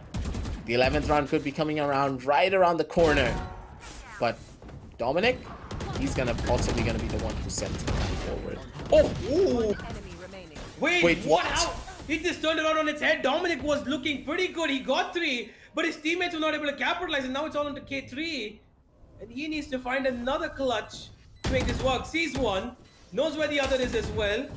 A little bit of a team block over here, but it looks like this round's pretty much done and dusted. Somehow, an eco round win could be coming on the cards here. K3 needs to stick this defuse right now, but he's not going to be allowed to. How in the world have Exploit won that? Timing being on his side. He's just going to be the one to bring it all back. 11 and 10, ladies and gentlemen. 11 and 10. The round got turned on his head just because of Abdur being an absolute god when it comes down to his sheriff. Players were jumping on top of him from rafters and he still got that headshot midair. That's how good he is. Yeah, and he was very low on HP as well. There's 1 health. Brilliantly done by Abdur to find those 2 kills. And here's Dominic trying to undo what just happened, but not going to be able to connect his shots onto the fast-paced jet that is Shooter. Shooter needs to be careful, but he does have cover. While B2... Oh no! B2! That was a free kill, my friend, and here's Shooter with another. K3 is stuck and caught off guard as well as he tries to look for somebody lurking under him. Maybe pick up the weapon. While Soulmate has taken over the A side. This is Team Exploit completely washing over FS, and there's nothing they can do about it. That's the final kill. Sheesh. Match point, series point. Might just be game over. Gotta say that Shooter just hit a couple of shots that made me go like, sheesh. Like, god damn, Shooter. Calm it down, man. I know you're mad. I know you're angry that I said that, hey, you're not having a really good day, but you don't have to prove me wrong that hard. Guy just goes out, gets a 4K for himself, and gets himself back onto the board and in style. It's 12 and 10, though. And looking at the buys, FS. What you gonna do, boys? What you gonna do?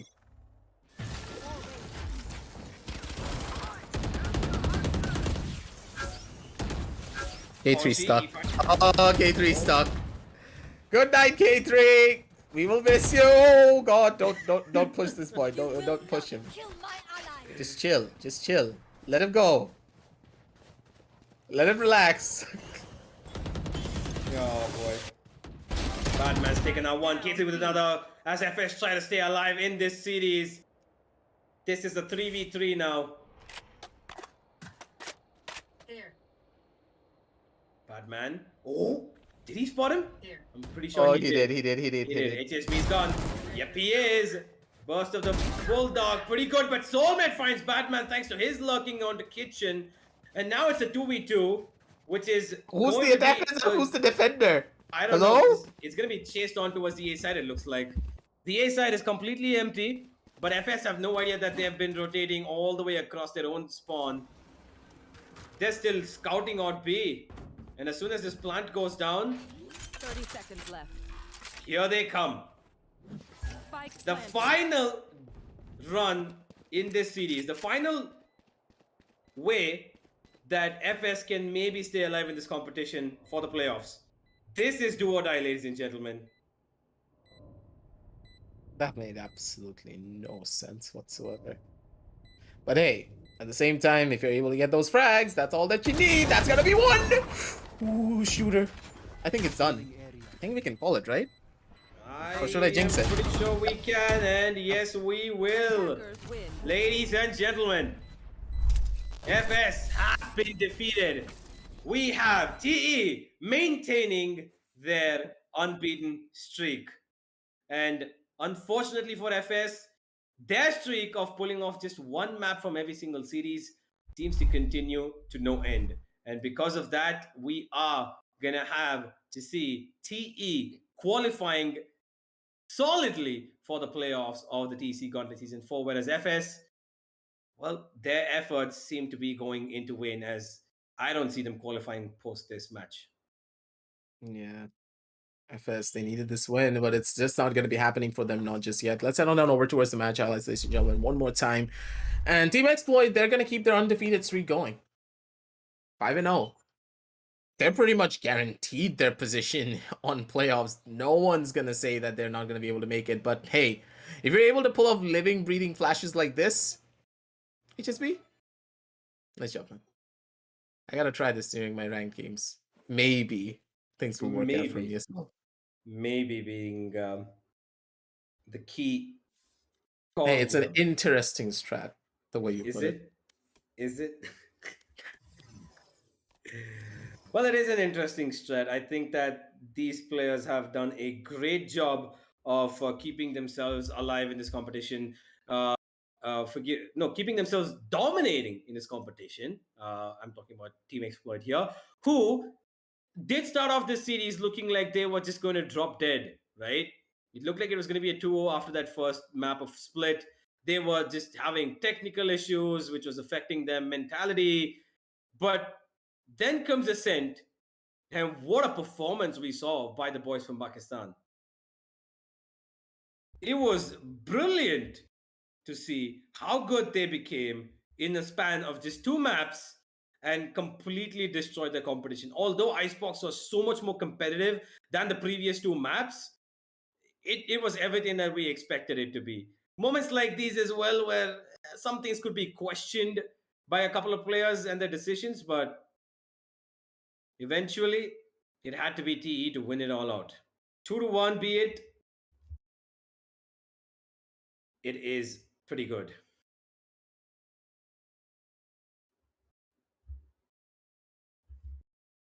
If it works out in your favor, then it's gonna be perfect for you regardless in every single front. FS, they're just waiting it down through. Couple of more rounds, couple of more kills, and it's done. That's the thing. FS, they had the markings, they had the makings of the perfect squad for this entire roundup, but at the end of the day, it feels as though a lot of the individual performances from the side of Team Exploit just gave them that edge. Just look at these type of situations. How do you predict this? How do you counteract it? No form of strategy then that can even help you bring this one back. Now can it? Yeah, and if you look at the scoreboard as well, Soulmate, Shaka, HSB, Shooter, everybody pulling their weight. Koshi, unfortunately, he had to step in because King wasn't available. His technical issues were a little too much for him to handle, but it doesn't even matter. What a gameplay as a team it has been by the side of Team Exploit. And FS Esports, as much as they could have depended on K3 to pull out the clutches, there's only so much one man can do.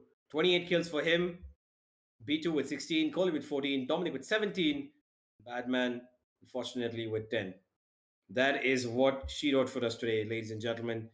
FS are looking at possibly no qualification to the playoffs, while Team Exploit are comfortably sitting atop of the table right now. As we will go and look at the group standings in just about a couple of seconds. Yeah, we gotta wait a little bit as we prepare it all up, but that's pretty. I think that we can already just put it up. So let's put on the group standings to see it one more time, so that you can have a visual representation of the entire scene and how it's going for them. Team Exploit on 10 points. They're looking quite happy. They're looking fly, but FS, it's on 4 points. It's just not that good. I can say that maybe they can still qualify if they win both the matches and get 8 points. I would say there's a possibility, unless it's like I said, it's up to OnlyFans, Team Valor, True Rippers. They have to try and keep themselves afloat for as long as possible, because there are 2 matches left for FS, there are 2 matches left for OnlyFans, there are 2 matches left for Valor, there are 3 matches left for True Rippers, so yeah, so that's the issue. FS are now depending on the losses of other teams to try and make themselves, in a position to try and get themselves to qualify for the playoffs. But in the long run, I don't see it happening. They can qualify, but it's just a very, very difficult road. Depending on somebody else's loss to try and get yourself to qualify is something that is not usually that works in your favor. Yeah. Let's just see how it all goes, because a lot of these teams, they only have 2 more matches left. While we do know what the number 1 and number 2 are going to be, we still don't know what number 3 and number 4 are going to be, because Optimistic, even if they have those 7 points, they still need to make sure to win out on their following matchups if they really want to have a chance of staying here on towards the playoffs. Could be has been shaping up to be something really interesting, and I'm really hoping to see how it's going to evolve as we go in for the closing hours of the Teasing All Season 4 for the qualifier stages at least. For now, though, ladies and gentlemen, that's all that we have for you for today. It's been a long set, a lot of technical difficulties from our end, from the players' end, from the server. Everything just went haywire today, but thank you all for stopping by and spending your time with us. But for now, it's going to be your boy Aggressive with Universe signing on off. Thank you all for stopping by. And hey, make sure to check out the links down below in the description. Check out Intel, check out Crucial, and of course, check out 656 if you want to get a jersey like me in Universe. If you want to support your teams to the best of your own capabilities. But for now, we're going to be heading on off. And we're going to be seeing you tomorrow with a lot more action with the LG Ultragear Tec Gauntlet Season 4 powered by Crucial. Our gaming partners are Intel, and our apparel partners are 656. Good night and happy gaming, everyone.